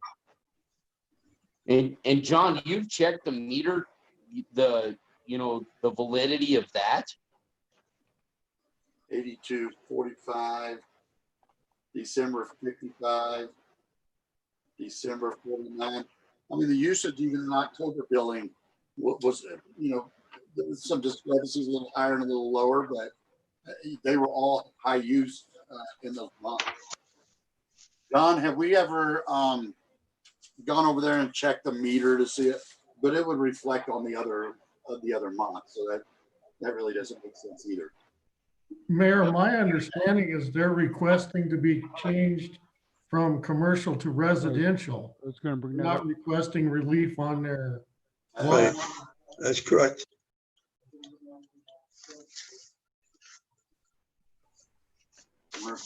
So Diana, what's the difference on that? I mean, is it like 0.33, 0.66 higher for commercial? The rate? Right. I don't have my sheet handy. It's not humongous, but it's considerable. Yeah, like a household's one, a commercial one would be X times that. Your usage rate would be more too for commercial than residential. Right.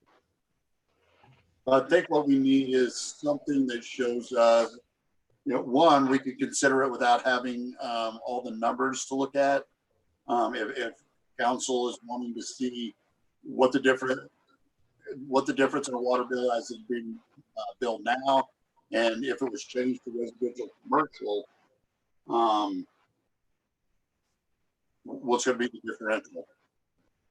One, does he intend on keep using the same amount of water, but he's asking for residential rate versus commercial to lower his fees? He's not saying he's going to reduce the usage. And I didn't see a multiplier for over there with that being a commercial building and a resident. Does that trigger a multiplier? Yes. Well, on the spreadsheet that we received, it says, oh, it is a 1 multiplier. Mm-hmm. Okay. So if we do this for this church, then we'll have to do it for other churches. And Right. we'd have to go back in and change all the commercial rates to adjust it. And what we've done through this commercial rates, is that's how we pay for the water plant, wastewater plant construction, operating fees and stuff like that. So that would reduce our revenue in those departments. We know for a fact we're charging all the churches a commercial rate. Yes, we do. All right, thank you.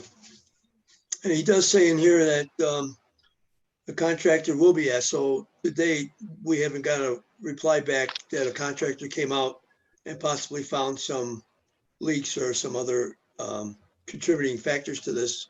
Should we wait to see if the contractor comes back with anything to give us an idea of what might be the problem, if there's a problem? I agree. I mean, I'm a Catholic. I don't want to get struck by lightning if I vote the wrong way here. I don't think it says in here anything that he's wanting to have somebody, he's just asking us to change the rate structure. He is. Right. From, But he is saying to our suggestion, because we did suggest at the last time we discussed it, that he get somebody out there. But yeah, that's really, you're right. He's just asking for a rate change. Hey, Diane, I think that they can get some relief on the sewer in the summer months if they're watering the grass. Are they aware of that? I'm not sure if they have asked or are getting a reduction on that. I'd have to check into that.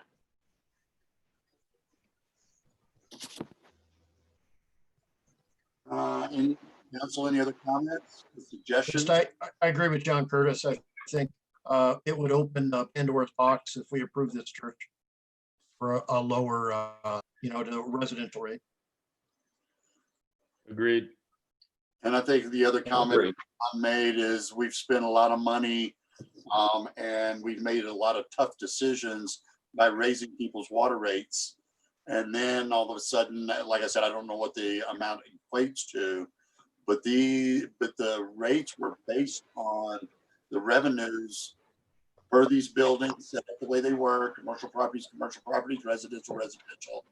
And, and on top of that, if we go in and have to change all the churches, 5 churches in town, does that, we don't equate out to what we're trying to accomplish with paying for a sewer plant and other capital improvements throughout the city. Okay, last chance for comments. Okay, we're gonna have a motion. The decision. Somebody want to make a motion? I would move that we deny the request. Do I have a second? I would second. Got John Curtis second. All right, last chance for discussion. Roll call, please. Michael Hillman, Yes. Scott Pennell, Yes. Chuck Harmon, Yes. Bob Boland, Yes. John Curtis, Yes. Art Cacavelli, Yes. Jim Clark. Yes. Okay. All right. We will notify them over at St. Paul's Catholic Church. Okay, we're gonna move on. We're gonna move down to the planning and community development. I will recuse myself at this point. Thank you. Thank you, Bob. That's why we have a mayor pro tem to make sure that he recuses himself.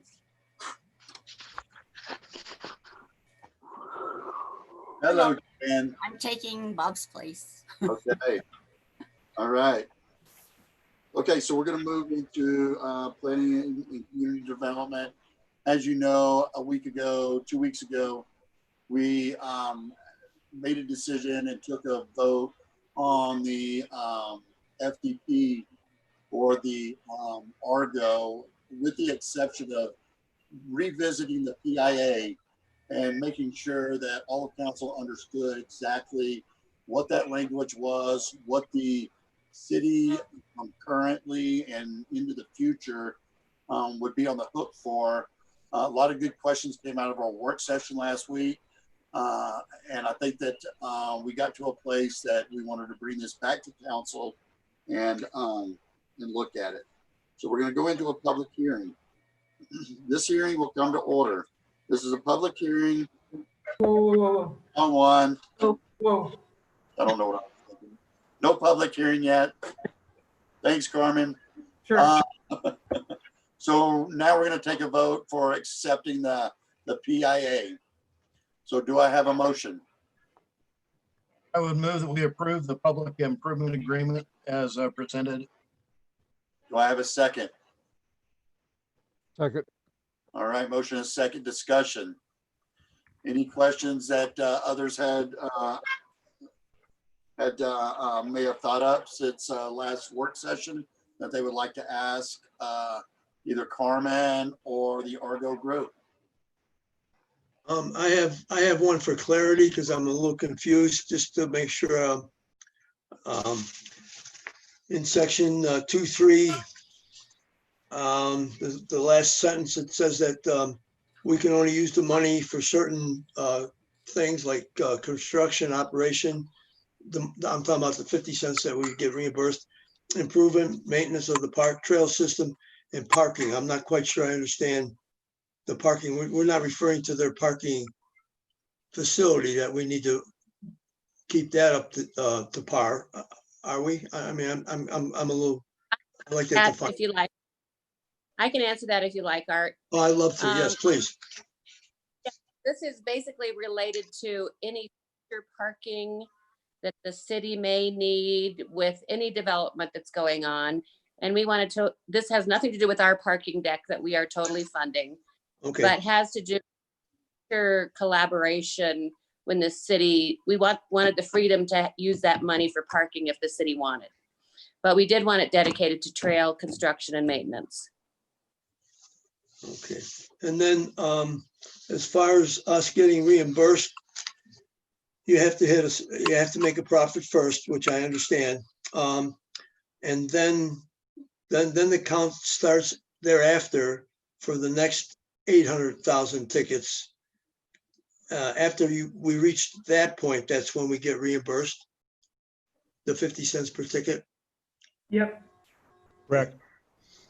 In your business model, do you have you clarified when you expect time-wise to hopefully reach that profit? Brian, you want to answer that? Yeah, we're expecting a stabilization in 2022 to 2023. So, with operations commencing in 2021, that's a shortened season, 3 or 4 months of operation with the current schedule. Okay. Likely it'll be 2022, 2023 in that range. So let's say you hit it in 2023, then that's when the count starts all over as far as trying to reach that 800,000 number as far as the Yeah, our addition. current projections are that the 400K is repaid by 2023. And from that point, 2020 what? 2023. Okay. Thank you. Thank you, Art. Any other questions from council? Yeah, I have a question about the trail system. We're receiving this advance of 400,000. Which department's going to oversee the construction of the project? So the construction of the project, Scott, is much different than a normal development. It will be overseen by the Tramway Authority. It's a whole different group. It won't be safe built. Mike, am I wrong? Yeah, let me jump in here. So the Okay. Tramway Safety Board oversees the gondola construction. But the trail system that the 400K is committed to is the Virginia Canyon Mountain Park trails. So that's the city's oversight in conjunction with COMBA. I'm sorry, Scott, I thought you said the gondola construction. No, the trails. Okay, Barb? So Andy and I, and then more recently, I have been talking to Gary Moore of COMBA. And so for the July 1st Planning Commission meeting, they will have an update, which we're recommending as an addendum to the Virginia Canyon Mountain Park plan.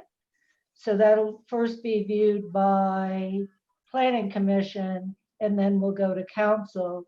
But what it will be, and what we've talked about to keep things simple, it may be like 5 sheets or less, but will show the new trails, both biking and hiking, that will then be adopted by the city, that will guide the effort.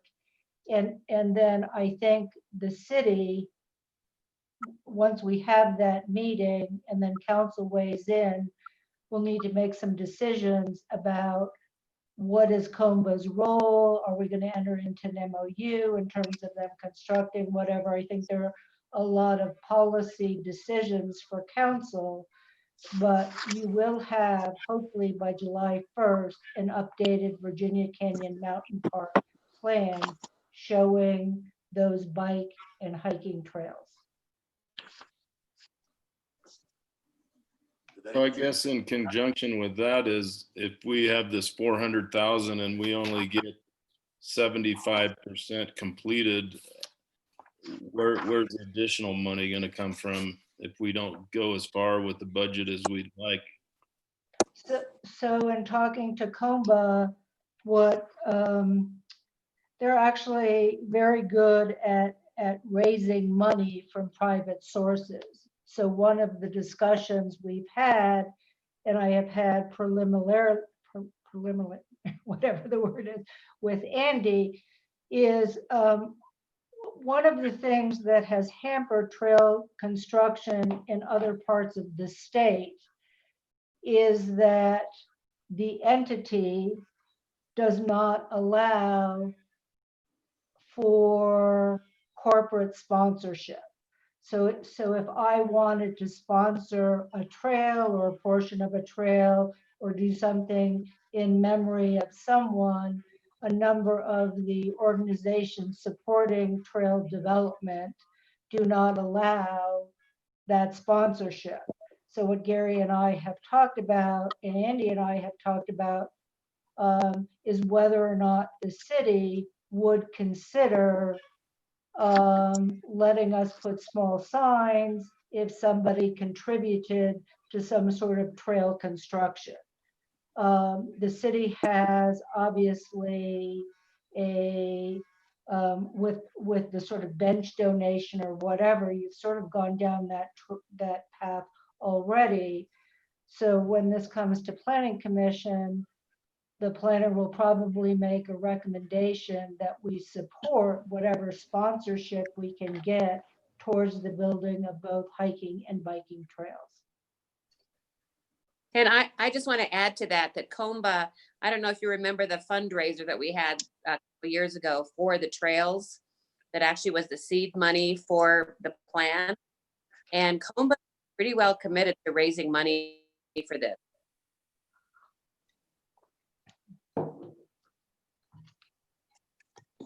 Did that answer your question? Yeah, thank you. I'm sorry, I misunderstood the question you had. I thought you were talking about the gondola, and I was going off on a tangent on that. So, council, any other questions? I just have a comment. We're gonna, when we get that 50 cents back, it has to go towards the maintenance and improvement of the trail system, which I think is excellent. Until that occurs, where are we going to get the money to maintain the trail system? Andy, you want to speak on that? Didn't we receive some sort of cost that it may be to maintain the trail, especially for the first couple of years? Yes, we got a proposal from the county. They have a trails program, and they do maintenance and some construction on their network of trails. So we did get a proposal from them. I don't have that right in front of me, but I know it was sent out to the council. And so, you know, the first year that you have a new trail, I imagine there wouldn't be any significant maintenance would have to be done, and then it would ramp up as the trail ages. So, but the county is willing and able to enter an agreement with the city to conduct any maintenance that's needed during this time. Does was it $3,000 or something like that? Does that ring a bell? It does. It was in that range. Yes. Okay. So we would put that amount into our budget when we do our budget next year or the year thereafter for trails to, as a, Probably be Sorry. the year after, I would say, Yeah. 'cause next, of course, we'd be trying to construct later this year into next Right, year, and then right. probably need some money in there in 22. okay, thank you. Does that agreement clearly define what trail maintenance in circles? I mean, does it picking up the trash? I mean, does it define what the trail maintenance is? It does. It's fairly specific with maintenance in the like twice a year, and then there are other things that we could add on if we need special projects done. So they do have a schedule that they follow for their own trails, and they're proposing for us. And that agreement hasn't come back to council yet, but that will come back to council for consideration and discussion. Okay, thank you. Okay, last chance for discussion. I do have a question about, I didn't see anything in here about we spoke at the last work session about the revisiting a traffic study in another year. Is that correct? On the 23rd Street Bridge and the impact it would have on the residents in and around the area there. Did I miss it in this, Brian or Mary? I'm sorry. Yeah, Jimmy, this is just the addendum document that is the attachment to the agreement that you approved last week, which calls out that traffic study. It's already Does that make sense? It's already a condition of the FDP. Right, it's already a condition of what we approved last week. Thank you. Thanks, Jen. All right. Okay, we're gonna need a motion. Do I have a motion? You already motioned, sir. Got a motion, Mayor. Oh, To vote. man, I need to sleep or something. I'm off tonight. Okay, roll call. Michael Hillman, Yes. Scott Pennell, Yes. Chuck Harmon, Yes. Bob Boland, John Curtis, Yes. Art Cacavelli, Yes, Jim Clark. Yes. All right. Thank you. I'm not gonna mess this one up. We're gonna move down to thanks, Mary Jane and Travis and Brian. Thank you very much. Thank you. Thank you. We're Thank gonna you, Mr. Mayor. Thank you, council members. Good night. Appreciate it. Thank We're you. gonna move down to resolutions. Okay, I'll go get Bob, Oh, Mayor. thank you. Excuse me. Bob.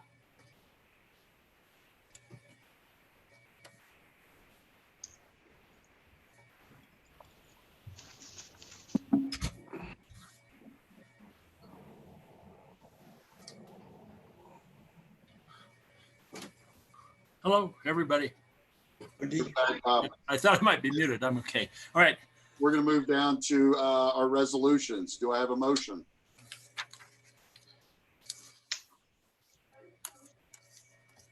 I would move that we approve the resolution approving a parking lease with Clear Creek School District for leasing to the city certain real property for public parking. Do I have a That is second? resolution 17, sorry. I'm sorry, what'd you say, Diane? That is resolution 17. It wasn't on Oh. the agenda at 17. I'm sorry. Yes, if I may approve resolution number 17, a resolution approving a parking lease with Clear Creek School District leasing to the city a certain real property for public parking. Do I have a second? I second. Yeah, I have a question.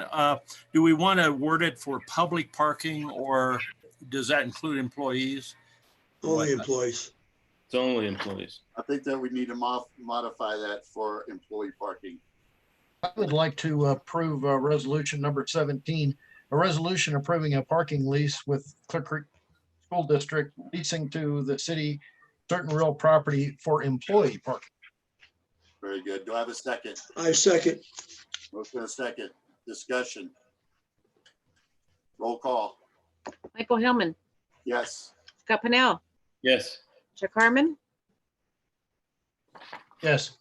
Bob Boland, Yes. John Curtis, Yes. Art Cacavelli, Yes. Jim Clark. Yes. Okay. All right, motion passes. We are now gonna move down to our ordinance first reading.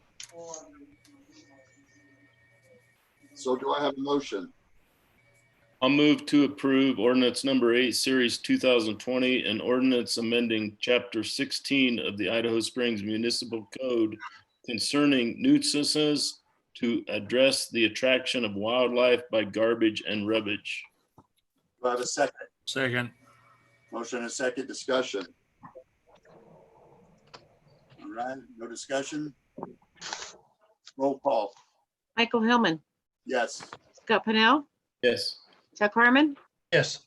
Bob Boland, Yes. John Curtis, No.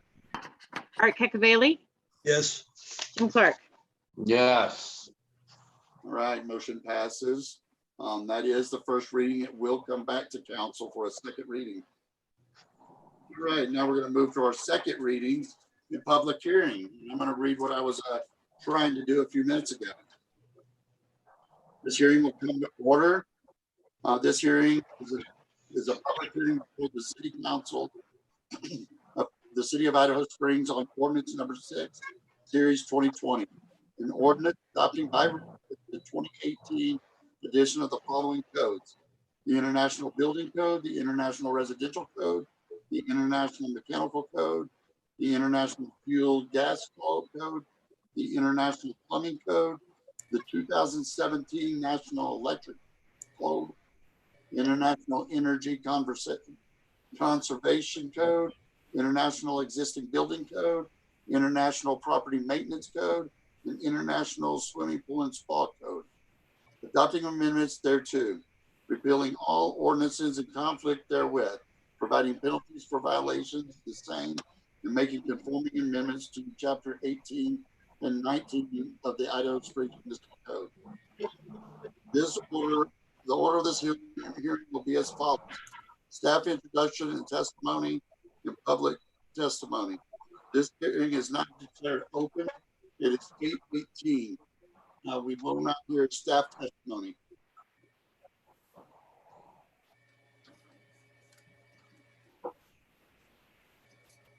Staff testimony?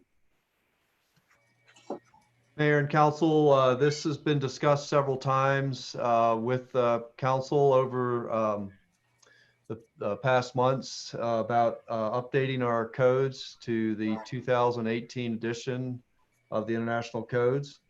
And we have both Dan Wester from Safe Built and Kelly Babian, Fire Chief with the Clear Creek Fire Authority, online to answer any questions that you may have.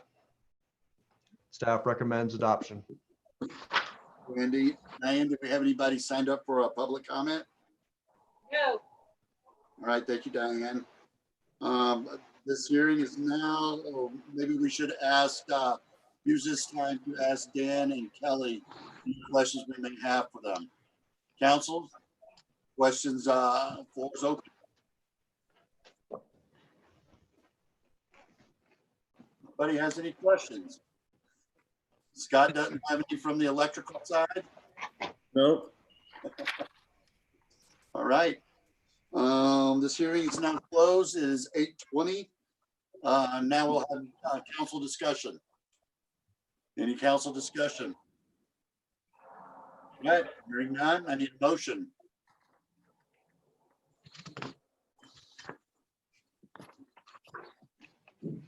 I'll move to approve ordinance 6, series 2020, an ordinance adopting by reference the 2018 editions of the following codes: the International Building Code, the International Residential Code, the International Mechanical Code, the International Fuel Gas Code, the International Plumbing Code, 2017 National Electrical Code, International Energy Conservation Code, International Existing Building Code, International Property Maintenance Code, and International Swimming Pool and Spa Code, adopting amendments thereto, repealing all ordinances in conflict therewith, providing penalties for violation of the same, and making conforming amendments to chapters 18 and 19 of the Idaho Springs Municipal Code. Do I have a second? I'll second. I think Chuck had second. All right, last chance for discussion, council. Can I have roll call, please? Michael Hillman, Yes. Scott Pennell, Yes. Chuck Harmon, Yes. Bob Boland, Yes. John Curtis, Yes. Art Cacavelli, Yes. Jim Clark. Yes. All right, motion passes. All right, we're gonna move down to departments, staff reports. Administrator Andy? Mayor and council, you have my report with no request for action. All right. Does anybody have any questions for Andy? Okay, we'll go to City Clerk Diane. Mayor and council, I have my staff report for your review with no request for action. All right. And Diane has some news to tell us. Diane, would you like to talk to us about that? I would. So the sales tax numbers came in this morning, of course, right after the meeting. And I was quite surprised at the numbers. Can you share that with us, John? Thank you. It's not working, John. Does everybody see the sales tax report? How do we explain that? That's amazing. So as you look at this, we always run 2 months behind. So up in April of 2019, I'm sorry, in June is reporting back of April. It disappeared. Oh, there it goes. So if we look at June, this is April reporting. Last year we were at 178. This year we're at 188. So we actually right on $10,000 in April. And of course, staff this morning and myself sat around and scratched our heads. And I think the only contributing factors would be the grocery store and the additional sales that it was doing. Still Starbucks drive-through and McDonald's drive-through and some of the other businesses that we have here, and marijuana and alcohol. You know, I think that's what kept it this month. That's what I thought. It's very surprising when Diane, I didn't believe, I thought she was joking with me at first, and I was like, no, no really, I'll show it to you.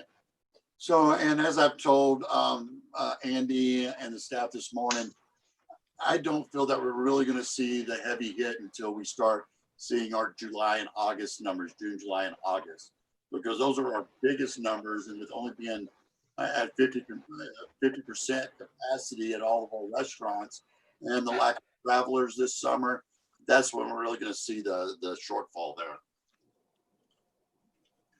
So, Mr. Mayor, I mean, you own a restaurant, when they say 50%, but when you have to keep the tables far apart, aren't you really kind of cutting that down? I mean, isn't it really can't really get 50%? Well, it all depends on the size of the establishment. So my 50% would be 25 people inside. I'm fortunate enough that I have tables outside. Still have to keep the 6-foot rule, but I was going to pick up a portion of my capacity on my outside. So, you know, it's going to affect the bigger business and the bigger buildings more, even though they could get more people in there because they have more space. They're still only allowed 50 customers at a time. So. Thank you. Thanks, Art. Any other questions about this? Not about this, but have we done a comparison on the water, wastewater revenues with the businesses shut down? Diane?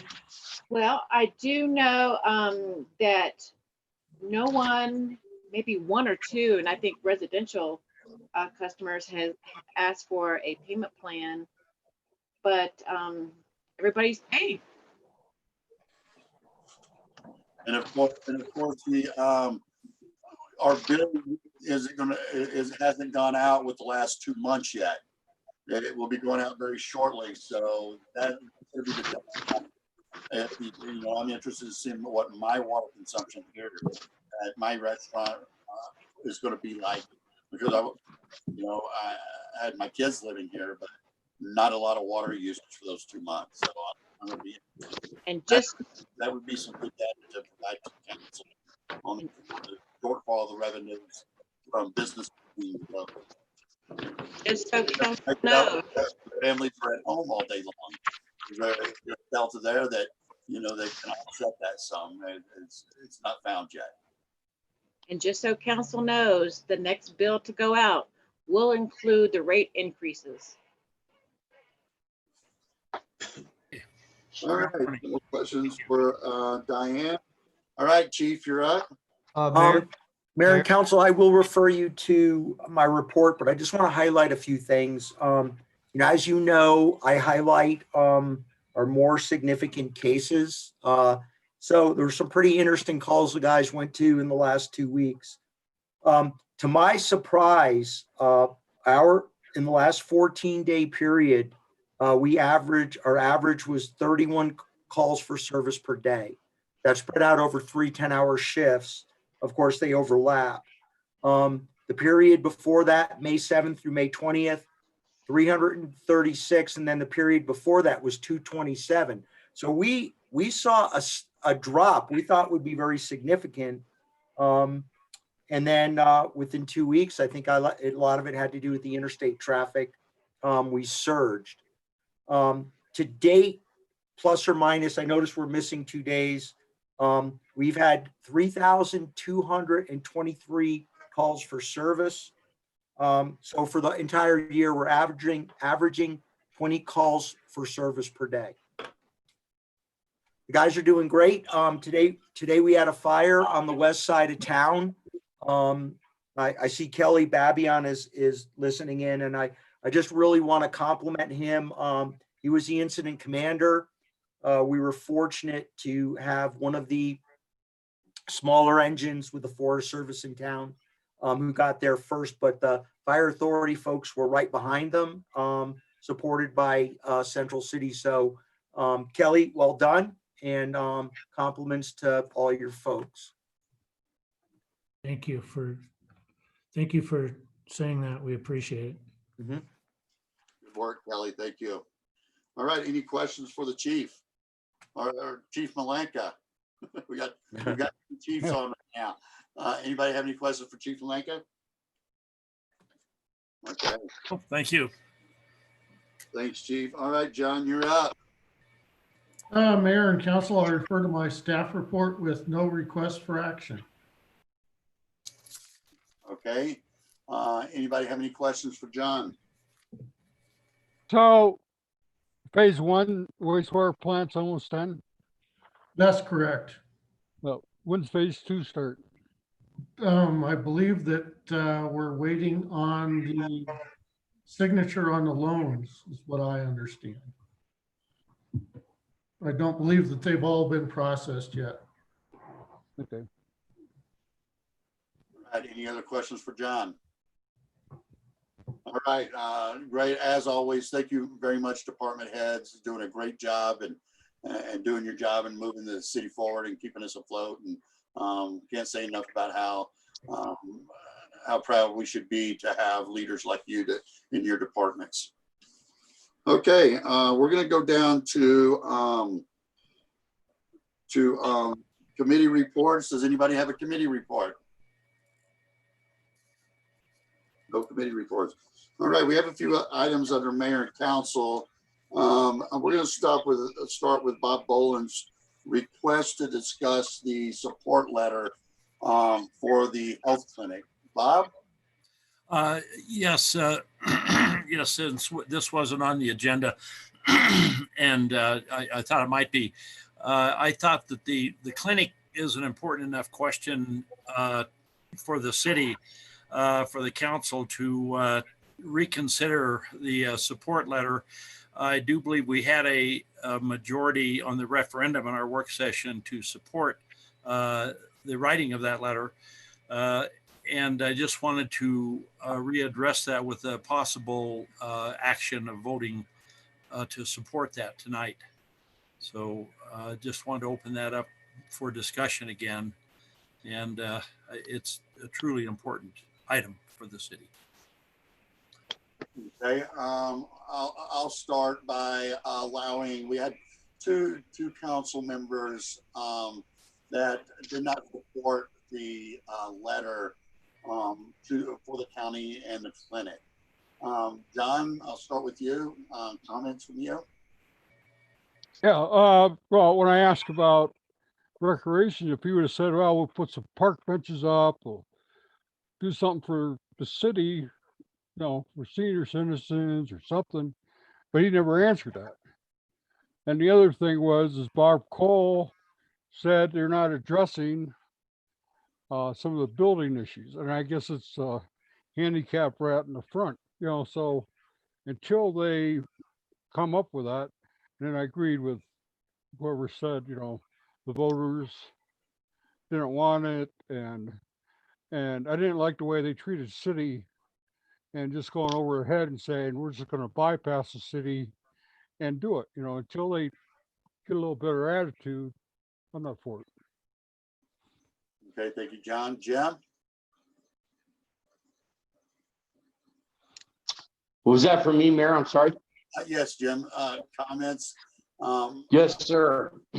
So I agree with John. Also, we do have health in ER services less than 20 miles away. 3 of them, I do believe. Also, I couldn't get a straight answer on what insurances they do and do not take. I asked how it was going to be paid for, and they said, well, by the users of it. It would not have any, it would be by appointment only. I did think about how many we've seen here come and go, all the above. Still not in support of it, no. Okay. Yeah, George Martin did call me, and I haven't got back to him yet. So, okay, you wanted to talk about this? Okay. Hey, Mike, I wonder if you could hit on the clarification of what this letter is being used for. So from what I understand and was expressed to us is the county is asking, they're doing fundraising right now.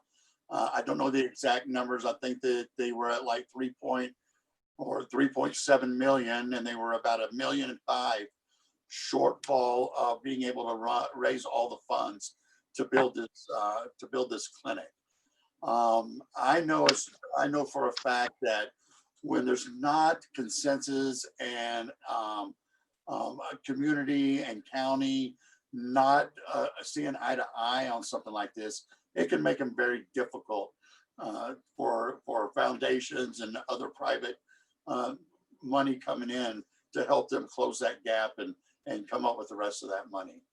I believe that's what it's all about. This isn't the first time, not only from the county perspective, but other fundraising initiatives that are trying to move forward, that they need support. I will say that, looking at this, and we should be looking and talking about and deciding on, is this good for our community? And would we support that? Yes, we need and deserve a health service close for, and the idea for them to, and this is factual information, they've always based it on walkability for our community. They know that there's a lot of people in our community, especially Idaho Springs, that don't have transportation.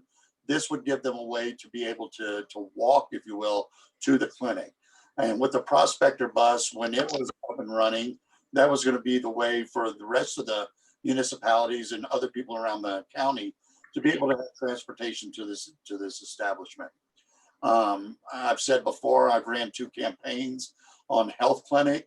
I believe that Centura is a group that could be a long-term primary care provider for our community. And I did ask George the other night about what kind of contractual agreement that they had with him. But I think I was even getting outside of the realm of what this ask was. And that was with the council and the city, write a support letter that this type of development and this type of group is needed in this community.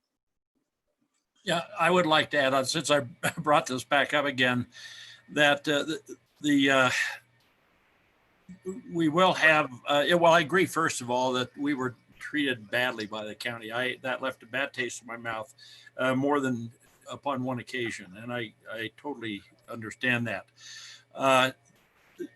I'm wondering, Mr. Mayor, I'm assuming the city will have future more specific approvals that we'll be able to make decisions on going forward as this project is approved. This is purely a support letter.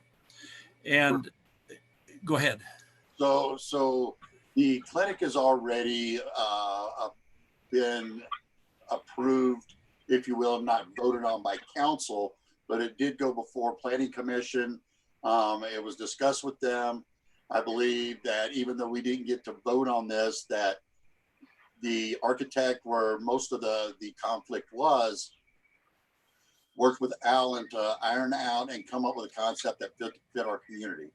The things that John's talking about that are not up to code and need future work on, this is, and this is, Dan may be able to answer these questions.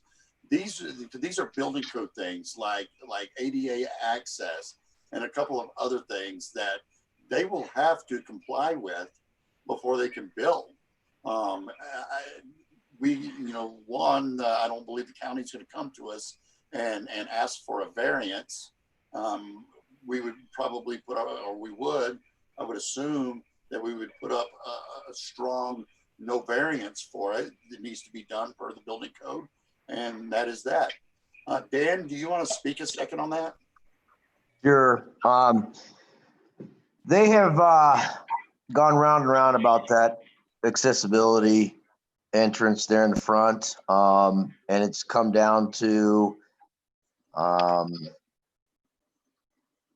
they started to seek a variance along some languages of the code. And I told them, I said, we can't waive the code, and you can't discriminate to ask somebody to go around the back to be let in, if everybody else is coming in the front. And they did understand that when we finally used that language, that you just can't do that. And 60% of their entrance has to be accessible. So 2 of the 3 have to be, and that main whole front entrance is the way it's situated to facing the corner is the whole front of that building, and they can't ask somebody to go around the back because they're in a wheelchair. It's just not, it's not feasible.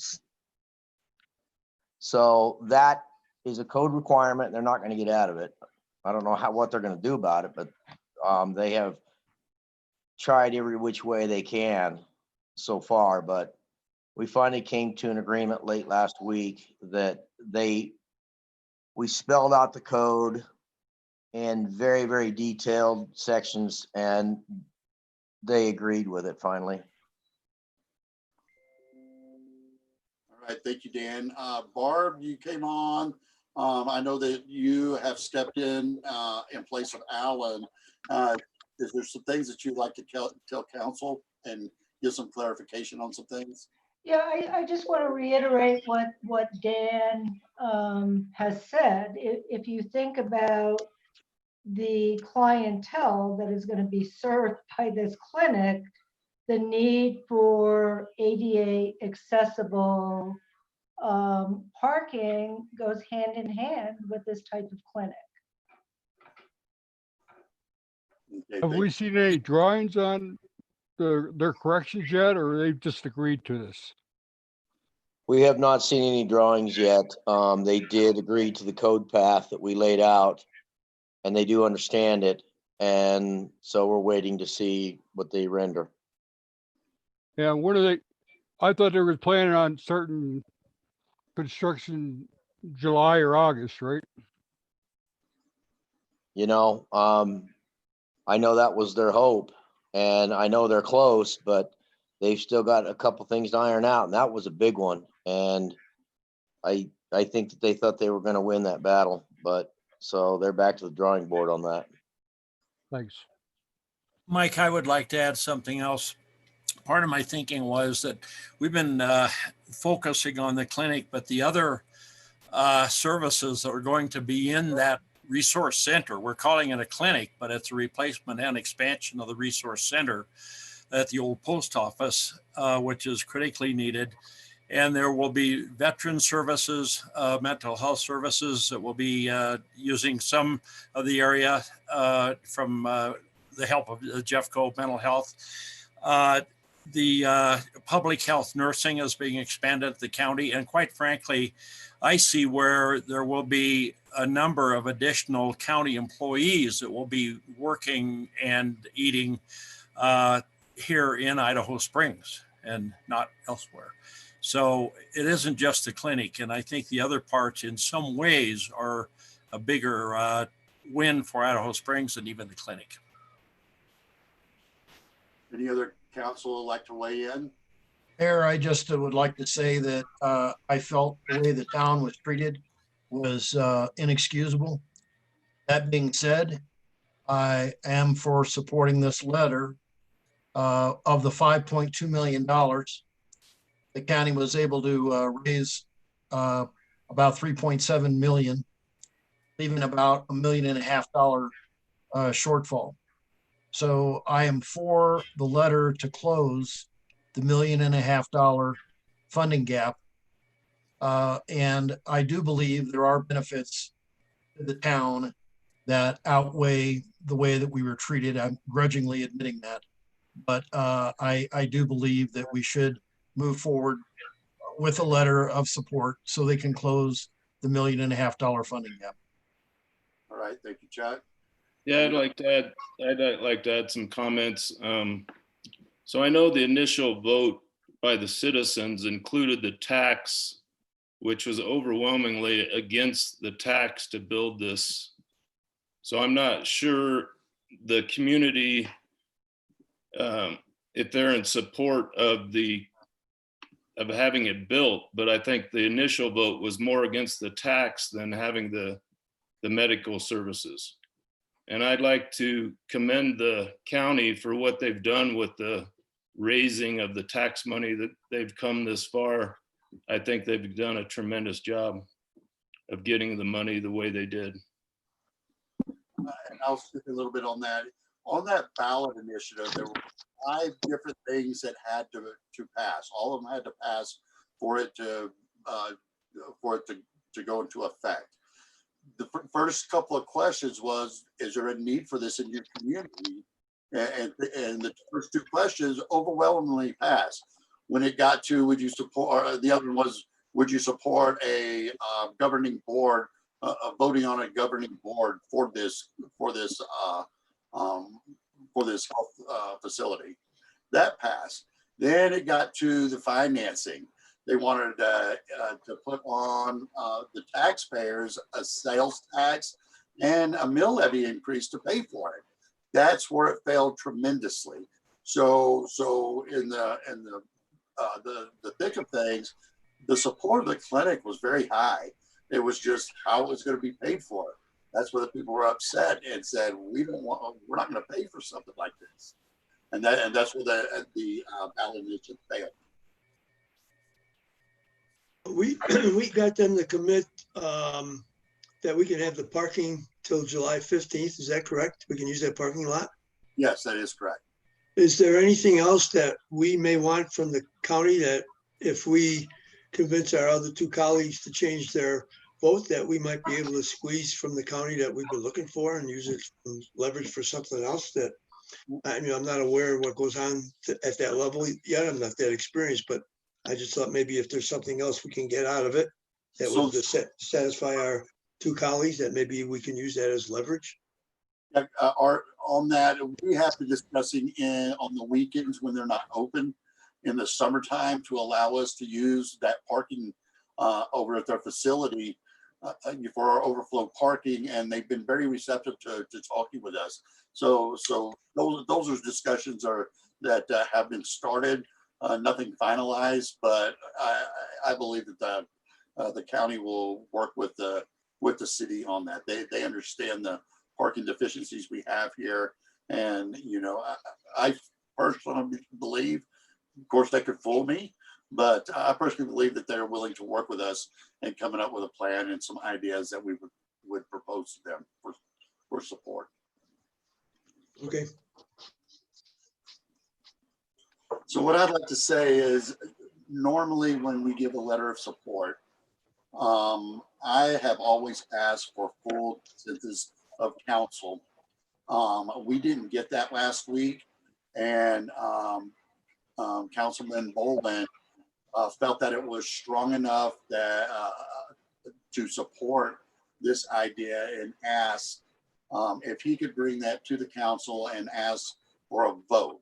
So I wouldn't call it a Bob Bolden overruled the mayor's way of doing things, but this is what council's all about. Any of you can do that if we get into that position. So what Bob Bolden is asking is for us to take a formal vote for the support, and with a majority positive or negative, whether we provide the letter of support to the county.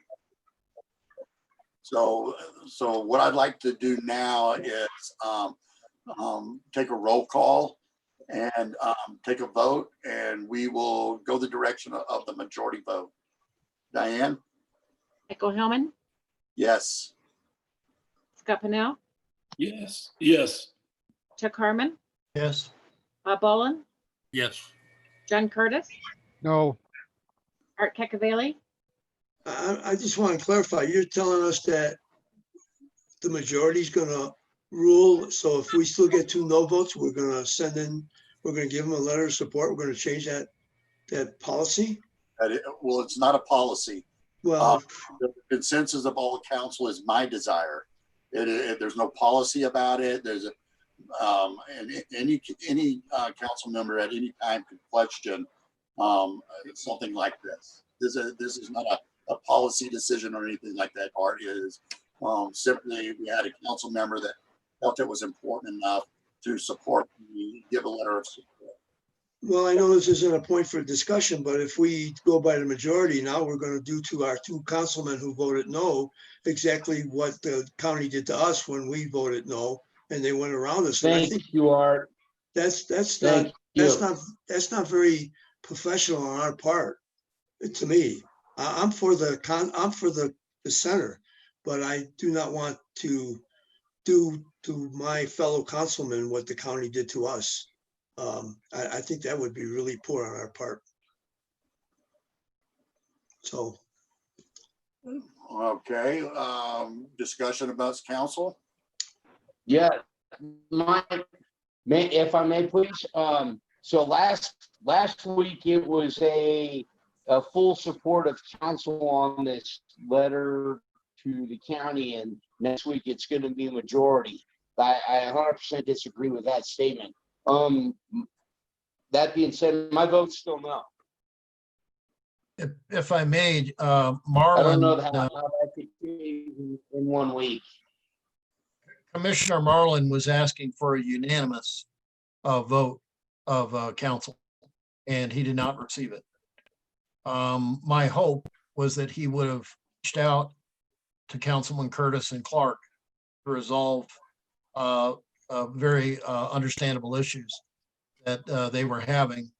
That being said, this is not for a unanimous vote that he was requesting. This is Councilman Boland's request is for just a letter of support and not the unanimous. Yes, Chuck, you're absolutely right. But that's not what the mayor said. Hey, Jim, you were cutting out. We couldn't understand what you were saying.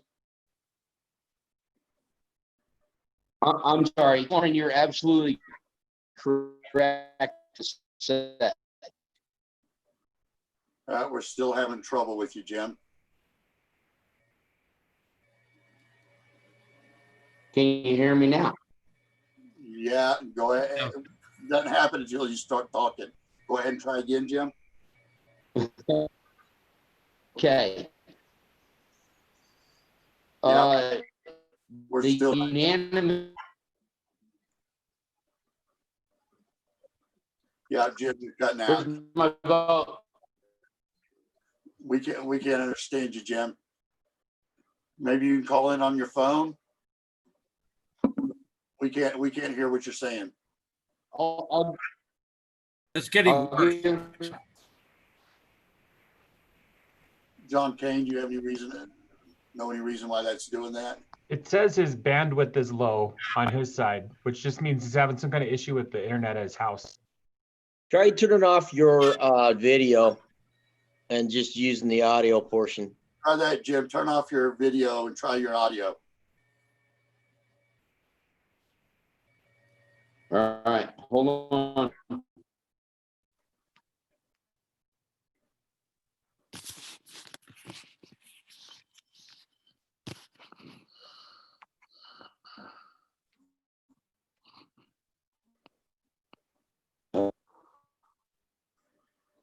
Yeah, we still can't hear you, Jim.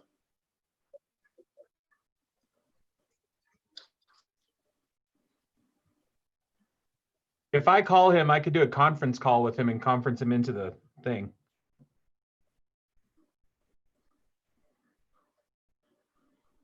All right, you want to try that, John? Yeah, give me a second, guys. Does anybody else on council have any comments?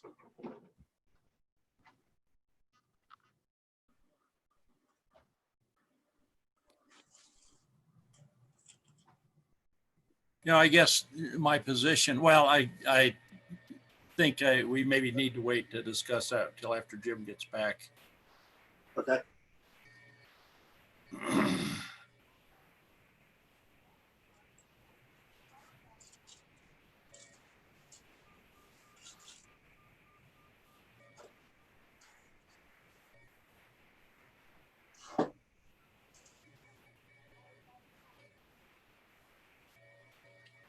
Is this better? Yeah, it is better. Hello, Jim. Hi there, guys. All right.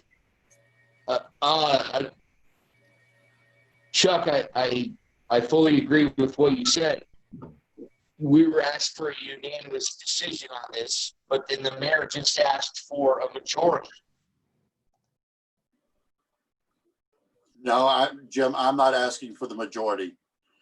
This was not this was not my decision to put this on the agenda.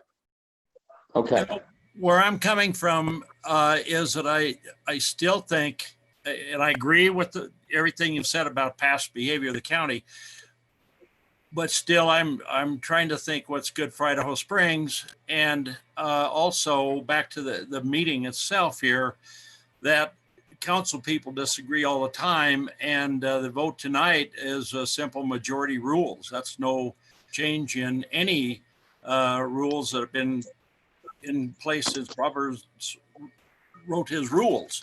And so I just felt compelled to bring it to a formal vote. I 100% agree with you, Councilor Baldwin. 100% respect your that you done all that, but that's what it was last week. That's what it was. Jim, we can't understand you again.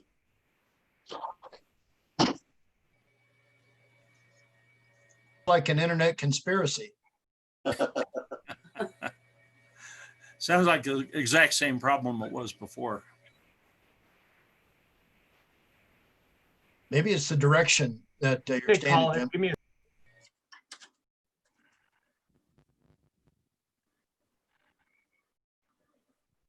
Jonathan, if he picks up his phone, I'm just going to put him on speakerphone. Yeah.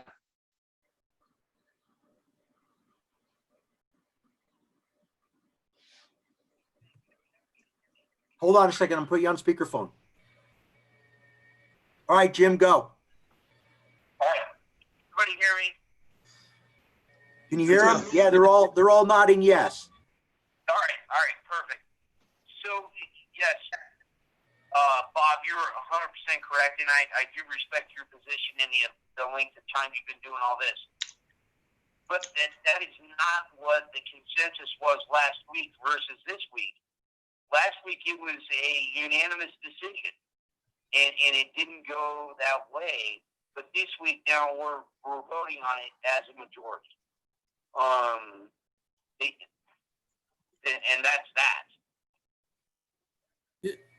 It was unanimous? I didn't understand that.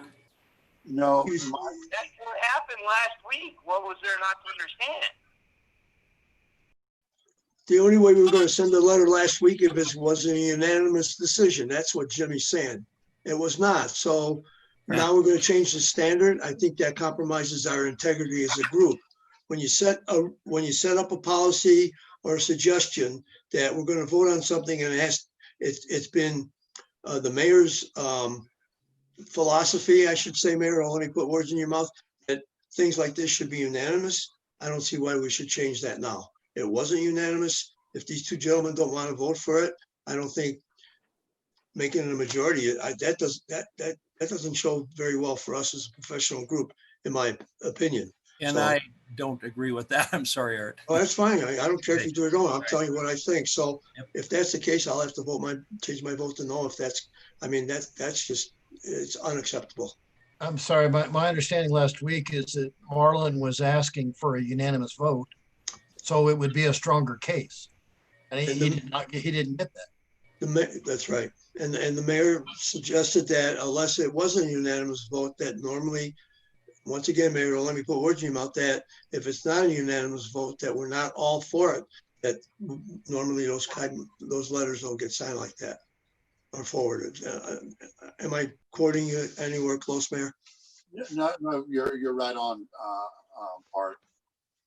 I wish Carmen was on the line. I understand the concern from Art and John and Jim.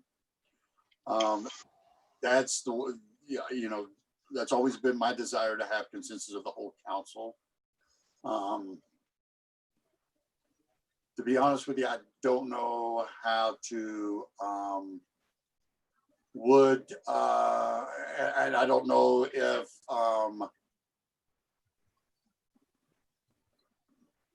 I really don't know where to go with it on this. You know, where I'm coming from is simply what I feel is best for the city, period.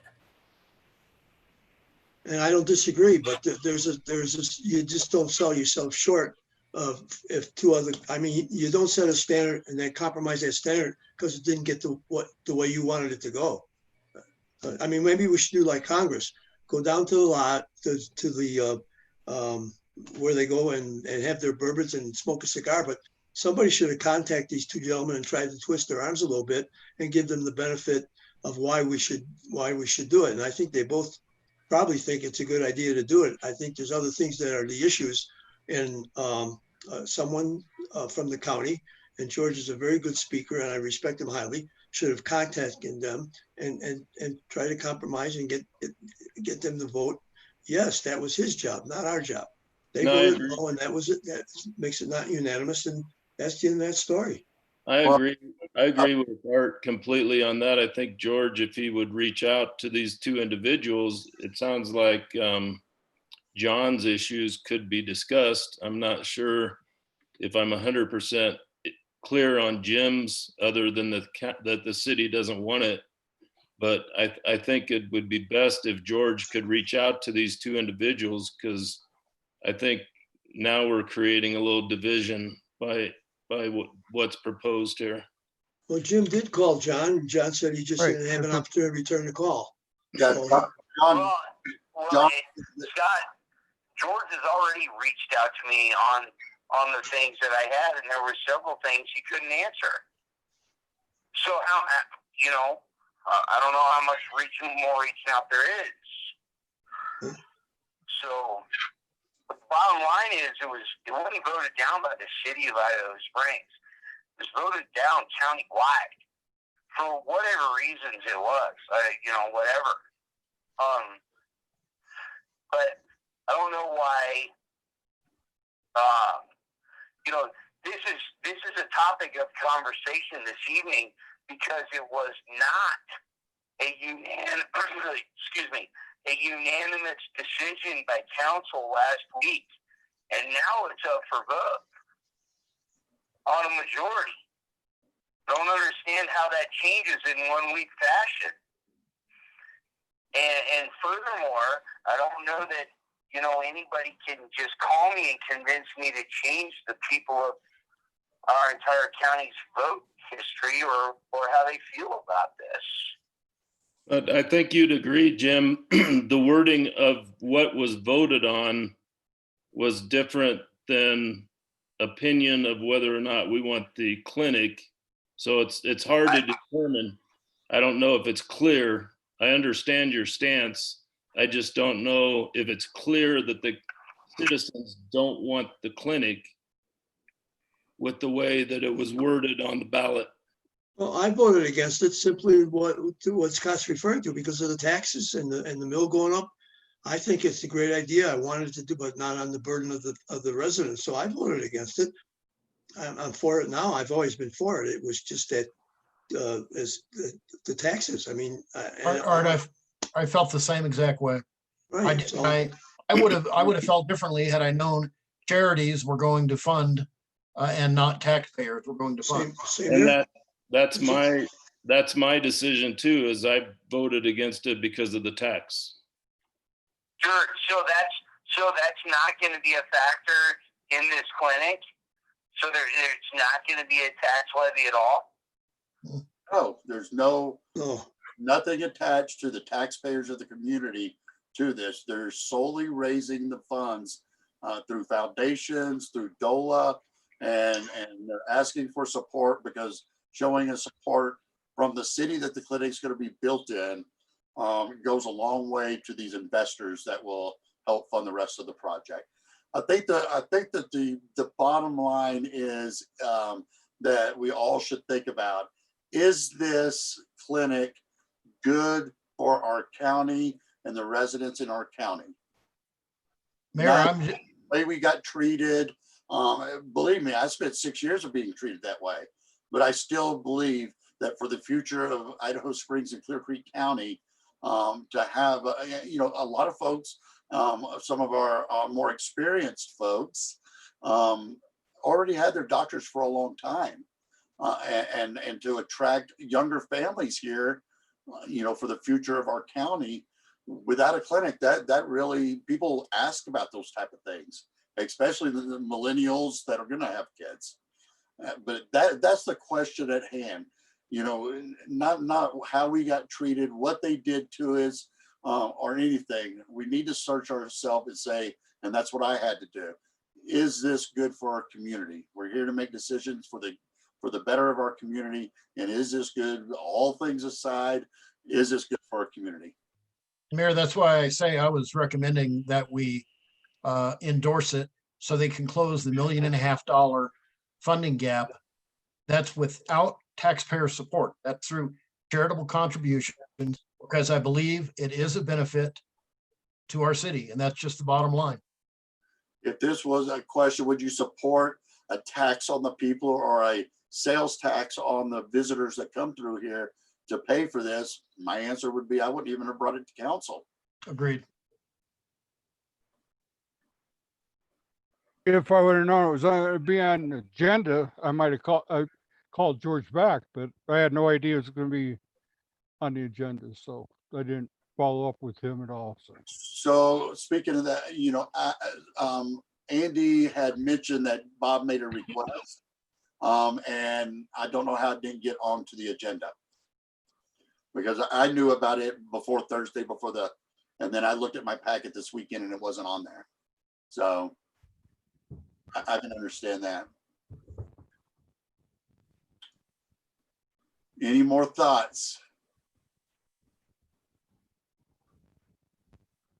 Can we move it back a week and try to get, George was very apologetic. I mean, he had no choice but to be apologetic because circumstances dictated that.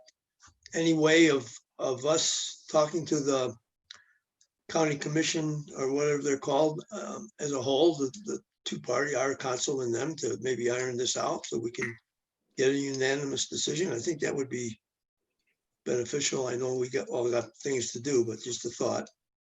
I just have a hard time changing the standards from one week to the next. Very hard. Well, maybe the county could give us a written apology for doing what they did. That's a little tough, but oh well. All George has to do is put in writing what he said last week. He apologized, I thought. Yeah. I'd like something from the county with all the commissioners' signatures. That's all. Would that change your vote? If they're gonna, well, it'd sway me more that way. How about you, Jim? How about Jim? And make sure all the building codes are there. Well, They're not trying to bully us into something that they want to do, not us. Well, that's your start. Maybe Jimmy would be open as well. Well, John, I feel that George apologized already. That's good enough for me. And I understand a little bit of the thought process that he explained. I don't agree with it, but I feel that he was speaking from the truth, that they thought it would speed up and expedite their process. They didn't think it would be a big deal that they left us out, but to us, it was a big deal when they weren't consulting with us at building their clinic in our town. So I didn't want to do the same thing to them that they were doing to us, I guess. And I just wanted to show a little bit different attitude. All right, then we'll table it. And Jim already said that George has reached out to him and he wouldn't change his mind. I'm just hoping that council is making decisions for the best of what we took an oath to do what was best for the community, not how we were treated by somebody else. I just hope that council is looking at it that way. Okay, we'll table it till next week, and we'll have another talk about it. If we can't get there with consensus of everybody, we won't get the support letter. All right. It's 9:09. We're gonna adjourn this meeting. Thank you, everybody. Good night, everyone. Thank you.